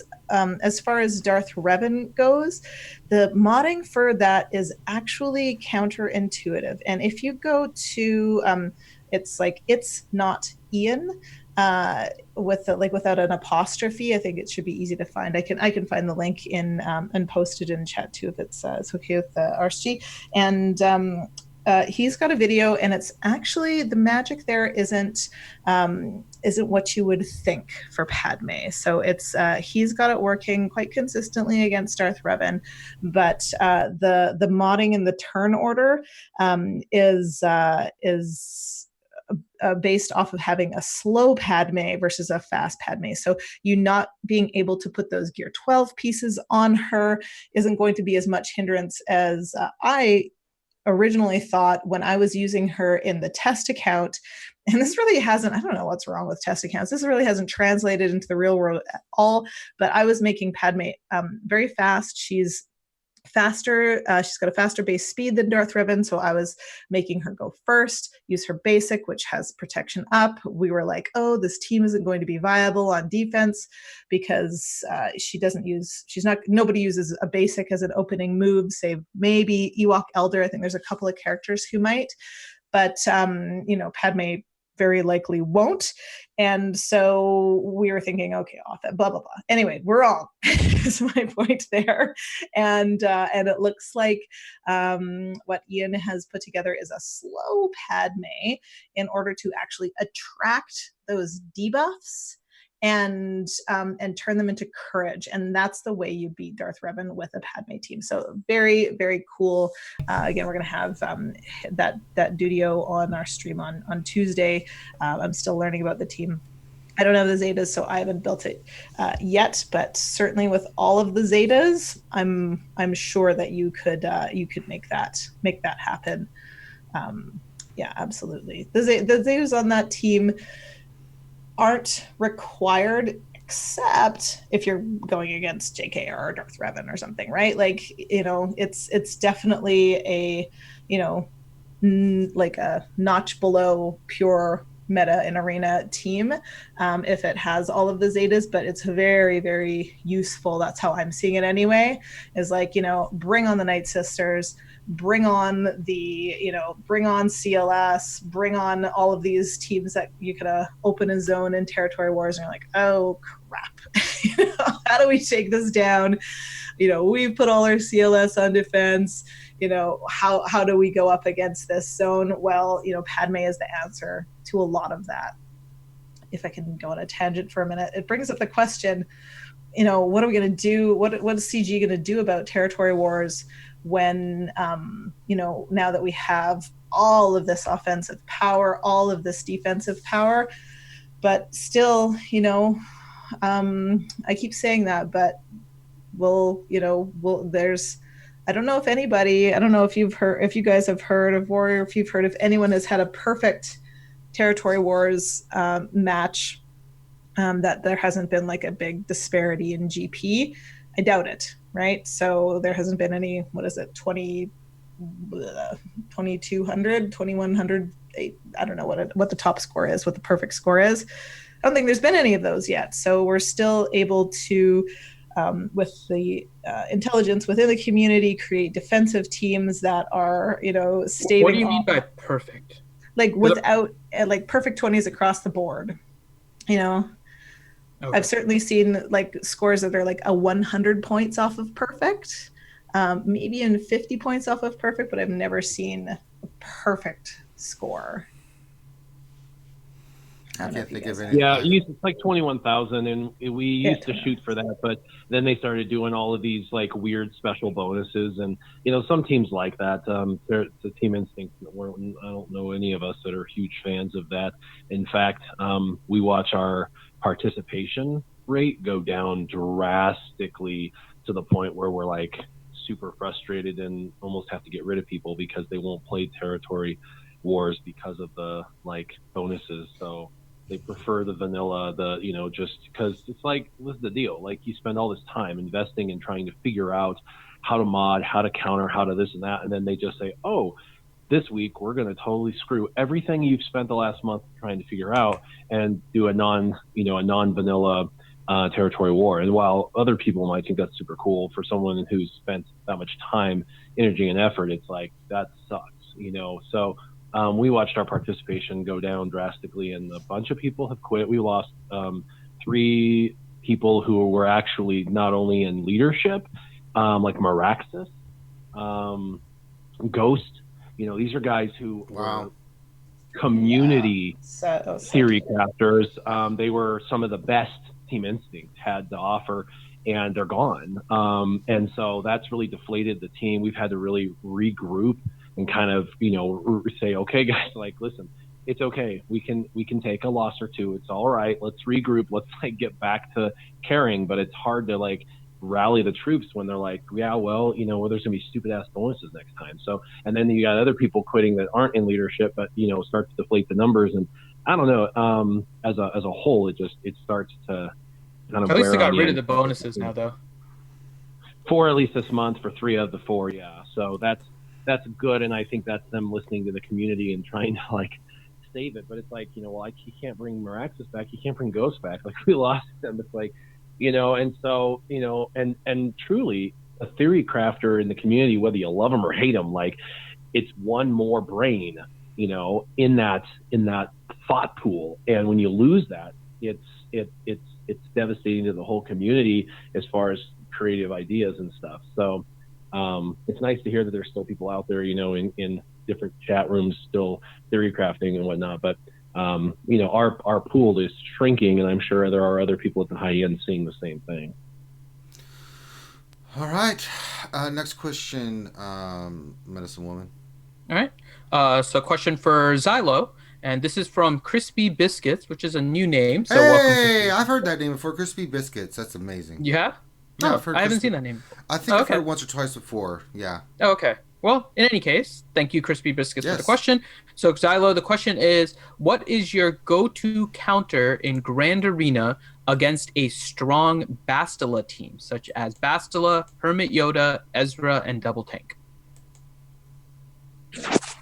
It's kind of situational. I mean, Bastila, if there's no Anakin or Hermit Yoda, I'm comfortable with using like a Kira Nest Scoundrel team, or even Nest on their own, depending on the gear. There's a lot of other solid counters too, like obviously like meta counters like CLS, of course. You could even use your own Bastila, depending on what you have left over, or you don't use her in your Jedi Knight Revan team. So there's a couple different solid variables. Another fun one I really like to use is Bastila, Hermit Yoda, and Wampa, like a 3-man team. So like Bastila's calling Wampa to assist and buffing him constantly. Wampa's ramping up that damage even more, and then Hermit Yoda's calling even more assist and giving the team more survivability. So, Wampa gives himself his own bonus protection. So Hermiota's going to heal him up and round up his full health protection. Bastila and Hermiota will most likely end up walking out of their full health protection. So it's a fun team. All right, next question. All right. Next question for Warrior. Acheron. Question, are you farming anything in preparation for the upcoming Geonosis territory battle?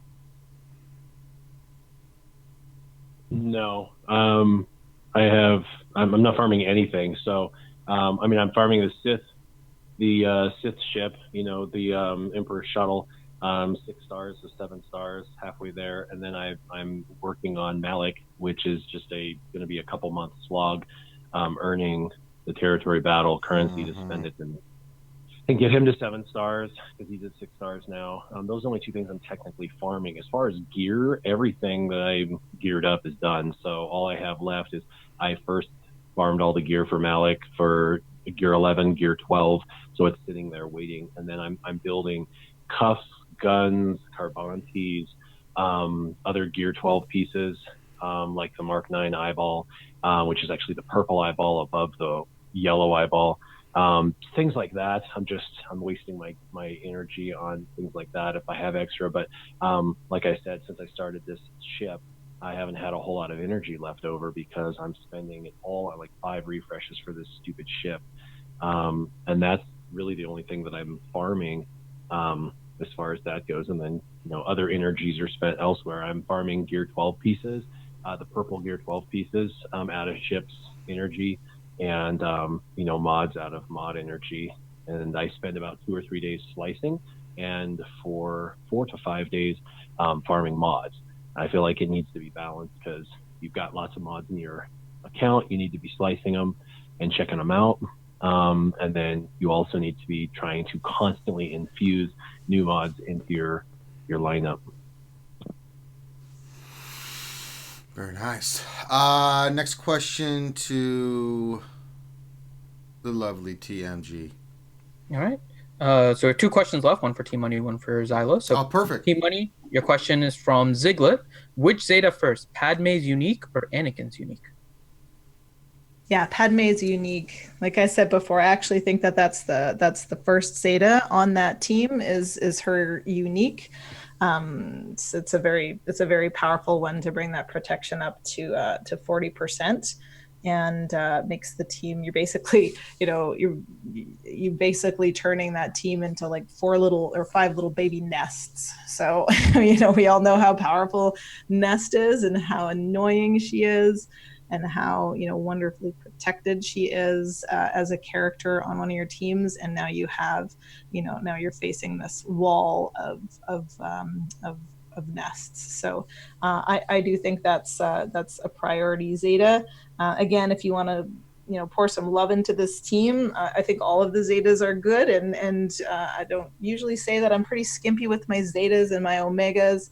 I have made some stupid choices, but when it actually comes down to being sober and not just impulsively Zeta-ing characters, I have like Qui-Gon lead Zeta that I did very late in the game, and first sort of TIE Pilot Zeta that I did one night because I was partying, and KP67s thought that I had a Gear 12 First Order Stormtrooper when I actually had a Gear 12 First Order TIE Pilot, and I was getting the acronym mixed up.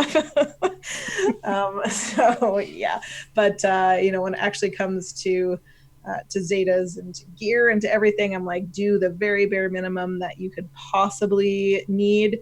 And I think that those are really great Zetas on that team. It's kind of like the Grievous team. They're coming out with squads right now where the Zetas are pretty mandatory, whereas some of the Rebel squads, the Rey, you can get away with having a single Zeta R2. People will argue with me on that.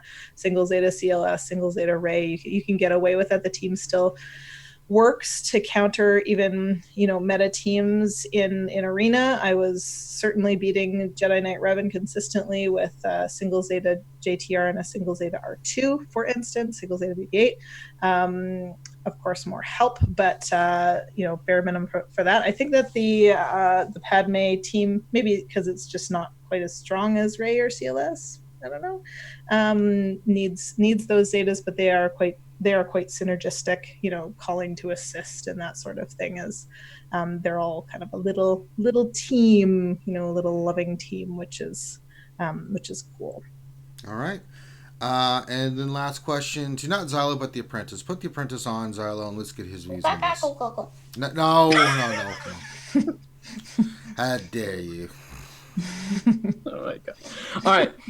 So, Xylo question from Apparingo. How much prestige is needed to max out the skills of a capital ship? I've been saving for a long time and have 2.6 thousand. So, 2,600. Yeah, isn't it like 2,500 to max it all the way from like level 1 base abilities, or it's just 2,000? Oh wow! So yeah, I'm sitting about like 2,700 myself. I mean, they're just accumulating naturally on their own. So yeah, I mean, there you go. Science. All right, that's all the questions.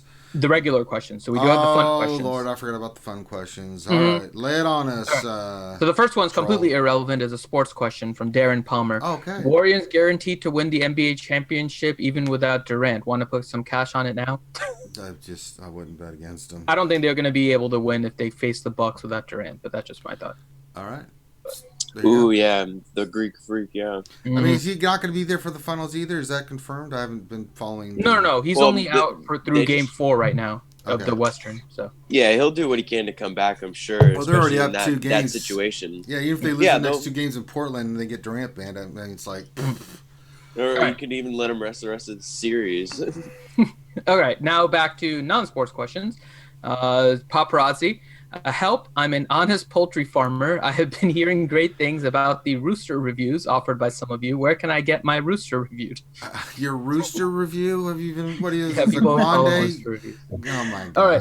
That's the funniest thing, because it seems like everybody, when they write roster, when they type in roster, they always type in rooster. And I have seen that for years. And I think it's the most hilarious thing. People will be like, can you get me a rooster review? I'm like, well, I think you should stay away from the northern speckled because you want to? Yeah. Here comes a rooster. I mean, Grande would be an expert at rooster reviews. No, sure. Not bring him. You know, if you say his name 3 times, he will pop up, Finn. It's science, so don't do that. But no, we've got a couple ways you can get roster reviews. We've got the ones we do at our lunch stream every day. At least once. We do the mini roster reviews, and then I know Warrior does it for his. You do it for your patrons, right? Yeah, I do roster reviews for patrons. Yep. And then so you have a few different ways. T-Money, you do patron roster reviews, or just normal roster reviews, or are you even doing roster reviews? We did one on the channel the other day just because it was we were having trouble scheduling. Someone had asked for some help with a few teams, one of our patrons, but I'll look over anybody's roster. You can just come and post your, tag me and see if I have time. You kind of have to bug me times, but if I have a moment, she's too busy. I will do it immediately. No, it's more like I space out on someone will PM me and I'll be like, well, I mean, sure. And then I'll see a bright shiny object and then I'll be like, ooh, piece of candy. Something. Yeah, so don't feel bad if you just tag me again and be like, hey, idiot. And they're like, oh, sorry. So I one of the things I love doing, and it takes me 2 seconds, is I just go into your roster and sort by, different things and just pull, 5, 10, 20 mods that I think you should slice in there and just kind of look for any for lack of a better word, deficiencies in your mod inventory. So that's something that I really like to do. Remodding teams, that sort of thing, takes a lot of time. So I'll still, of course, happily give support to that to patrons or not. But that takes a little bit longer and might take me a little while to get back. But the mod Chinese piece for sure, looking over your arena team to look at mods, that sort of thing, and looking, scanning down your roster, see if there's any characters that are missing that are really quite essential. Especially for PvP, it's my area of strength versus raids. Anytime, just post in the Discord, or you can tag me in RSG too. That's completely fine. No, it's not. Do not tag T-Money in. How dare you? How dare you use our Discord like that? Ranger, randomly tag him and then erase the tag. Damn it! All day long. Ah. All right. The next 3 fun questions are all for you, T-Money. So the first one kind of sets up the other 2. So the first question is from Doja-san and asks, can I get the next question be answered in T-Money's Canadian pirate voice? Oh, God. So I'll ask you your next 2 questions if you can do it in your Canadian pirate voice, Team Money. Aye, and Ranger says, "Oh God, like he doesn't love it." That's me right there, Captain That's T. ridiculous. Don't hide your Captain love. T's pirate voice make me want to walk the plank. You are. All right. So the first question from Deadpool Kyle is: I noticed my Guildies team gave you some issues the other night on your stream. Why was that? Aye, the video that we put out has a little bit of a clickbaity title, but it's actually not. It is 100% against the meta, which is with the Sith Trooper and and the Darth Malak. Oh, hold on. Okay, so the Sith. I had to recalibrate your voice. Damn it, Tea Money. Did you drink your tea? You can't interrupt me. I have to keep saying "I" if you do. If Thrawn is on the team, oh, that blue little bastard. I thought before saying that and decided to. You never know what he's going to do. Is he going to turn meter swap with HK? Is he going to turn meter swap with Darkseid Bastila? Is he going to fracture someone off the bat? I don't know. Maybe you know. Maybe I just haven't paid attention to the AI enough. I'm not sure. But if he's on the other team, it has a little bit of a RNG. All right. All right, and then the final fun question from Paparazzi for T-Money. Where does your name come from? I wasn't done that question, you little bastard. You've got 4 minutes left, for God's sakes. Arr. Jeez. All right, finish the question and then you know the next thing one. I have to say is on with their Darth Revan team on defense in Territory Wars and Grand Arena. Doesn't matter. Doesn't matter. Paparazzi. I had a friend and my name starts with a T, and she said, and everybody calls me T in real life. Captain T to you, Bill Captain T, they call me Captain T. And she just said, Captain T or money, and she just kept calling me T Money. So that's where that's a good pirate name.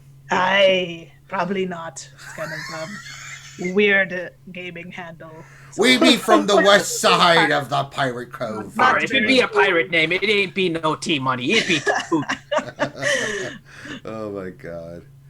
All right, I think we're done with that nonsense. All right, let's start wrapping it up.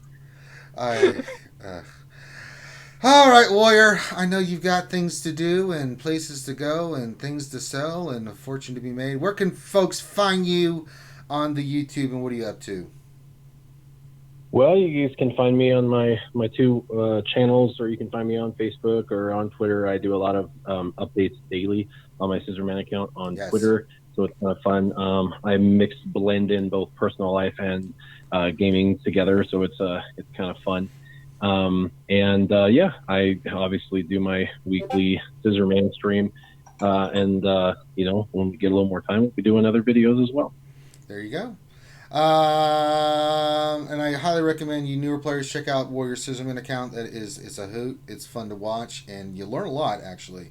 So check that out. And I was going to say, my last live stream I just did this week, I actually go into, I'll probably make a video on it just by itself, but I go into how to supercharge your mods. Nice. And everyone watching said that was like the most informative thing they've ever seen. So if you've not seen my last week's live stream, you probably want to go in and check it out. The other thing is my live stream. A lot of times I have SureShot. He's pretty fun. And we do a story of the week. We do story time. And a lot of times he'll do his story first, and then I do my story a lot of times at the end of the stream as a way to kind of cap off the live stream. So if you're interested in hearing interesting stories about my life personally, watch it for that. And if you're interested to learn how to supercharge your mods, go watch the live stream. Like I said, I think the topic is so good that I should probably make a standalone video on it. All right. Fantastic stuff. Hey there, T-Money. Why don't you tell people about your channel? Aye. Oh, we're doing the pirate thing still? I can't stop once I start. It takes me an hour to wind down. T-Money, you go too far. The crew will I love the chat though. You said that your name starts with T in real life, so we have guesses coming in of Teresa, Trish, and Terrence. Terrence. Yes, it's Terrence. It's a good woman name in Of course, Canada. that was hideous. Terrence. She has a sister named Philip. Hey! So yes, I have a channel that I run with good old Maurice, who is my partner in crime with that. I don't know if you guys know, I met good old Maurice for the very first time in person. Well, if you watched the Operation Metaverse, you saw the picture. Yes. Oh, yeah. You guys were there for sure. So that was a lot of fun. Yes, Team Minnie, we support you. Yes, I know you do. I know you do. Lovely men. So we have a stream every Tuesday night at 9:30 p.m. Eastern Standard Time, where we have guests on very often who are, have their little niche in the game. I shouldn't say little, but they have their niche in the game and are often much more knowledgeable than we are. We love to share that talent and showcase the vast amount of intellect within this wonderful game of ours.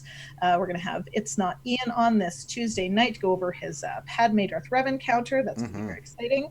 And we just released one of our biggest videos, probably going to be our biggest video other than our launch video, which was how to pull whatever it was, 9 million with the Night Sisters in P4 of the Sith raid way back when that was an exciting thing, when that was a great big number, and on a very, very reliable Darth Revan counter that you already have in your roster. Thanks, big shout out to Chewie from my guild, the Wolfpack, for that one. And that's taking off. So if anybody's having trouble with that counter, come in, you tag me in RSG Discord and the Operation Metaverse Discord, and we'll help you get through it, because it does work. If you don't think it works, sorry, baby, you're wrong. Hey, 60% of the time, it works 100% of the time. All right, and my favorite MC Strong Guildy YouTuber, Xylo, what are you up to, man? Yeah, I've been doing more GA live stream. Well, I shouldn't say more. I've been doing that for like the last couple of months now. The content's kind of been slowing down, but it's kind of I've been trying to condense it a little bit more. At first it was casually streaming for about an hour. Now it's about a good 30-40 minutes, and we're starting to squeeze some roster reviews out too. So in the mornings, like kind of segueing before you guys start the lunch stream, I'm gonna start doing more roster reviews and interacting with the community a little bit more. Definitely, free content too as well for you guys. I'm a small channel, so I'm not asking you guys for like donations or anything like that. Well, you should, because you're good. Yeah, I mean, I've been doing roster reviews with RC now for a little over 2 years. And we can absorbed a lot of content. I mean, the only reason we keep Xylo around is because of The Apprentice. I'm just being honest. That's my little. But yeah, what was that? He's like switching between pirate and baby is really weird. God. Oh God, can we get a pirate baby? Oh man, no, please no. I'm sure once I get him a little bit like more coherent, I could get him to start doing R or something. That'd be hilarious. R, I be the Sith apprentice. I gonna be first choking you now.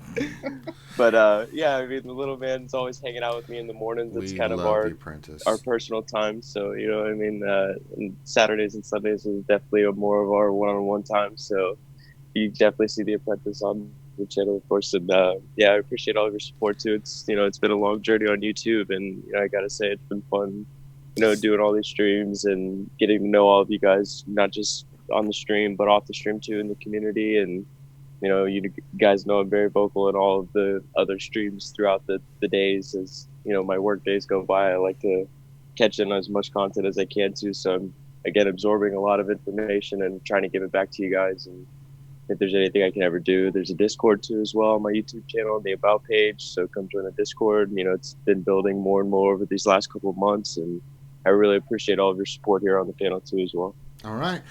Now, we are getting ready to go after this, jump right into My Green Arena, and that's going to be on Twitch. So if you guys want to come check that out, we're going to do that fight next. Maybe we'll have Team Money or Xylo whoever wants to come along, and we'll do the fights. It's going to be a fun one because I know Zala wants to be there because I'm fighting a fellow guildie, an awesome person, Tyron, and they did a great job. I'll show you what happened on his side on offense.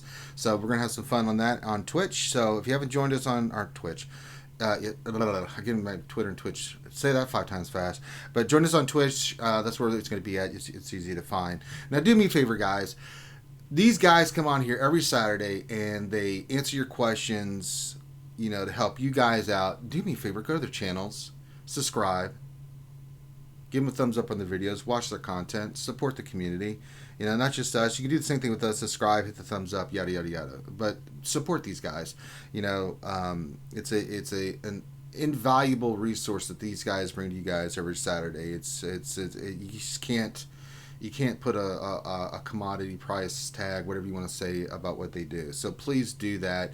And make sure you follow these guys on all their channels and really support them. Some of the other ones that aren't here, Remon's not here, but he's got his channel. We've got just Ian you need to support. Nev, we've got Darth Microtransactions, Urz. There's a lot of great content out there, and they all kind of have their own little things that they work on and stuff. So just show them some love. Support the community. They can keep putting out the stuff that you guys need and consume to make you better players and things of that nature. So that's what I would ask you guys to do. So we're going to get ready to switch over to Twitch. Give us about 10-15 minutes. We'll go do some GA. And then I think, Finn, we'll do some more mini roster reviews tonight, maybe like we did last Saturday, and then go into Pictionary. Everybody likes Pictionary, right, Finn? Mm-hmm. All right, so we can do that. We'll just do mini roster reviews, Pictionary, we'll answer your questions, all that fun stuff. So, but thank you guys so much for being here. Have a great rest of your day. We'll get ready to flip over, so get ready for the Grand Arena, and we'll see you in a few minutes. With that, peace, be safe. We'll holler at you later.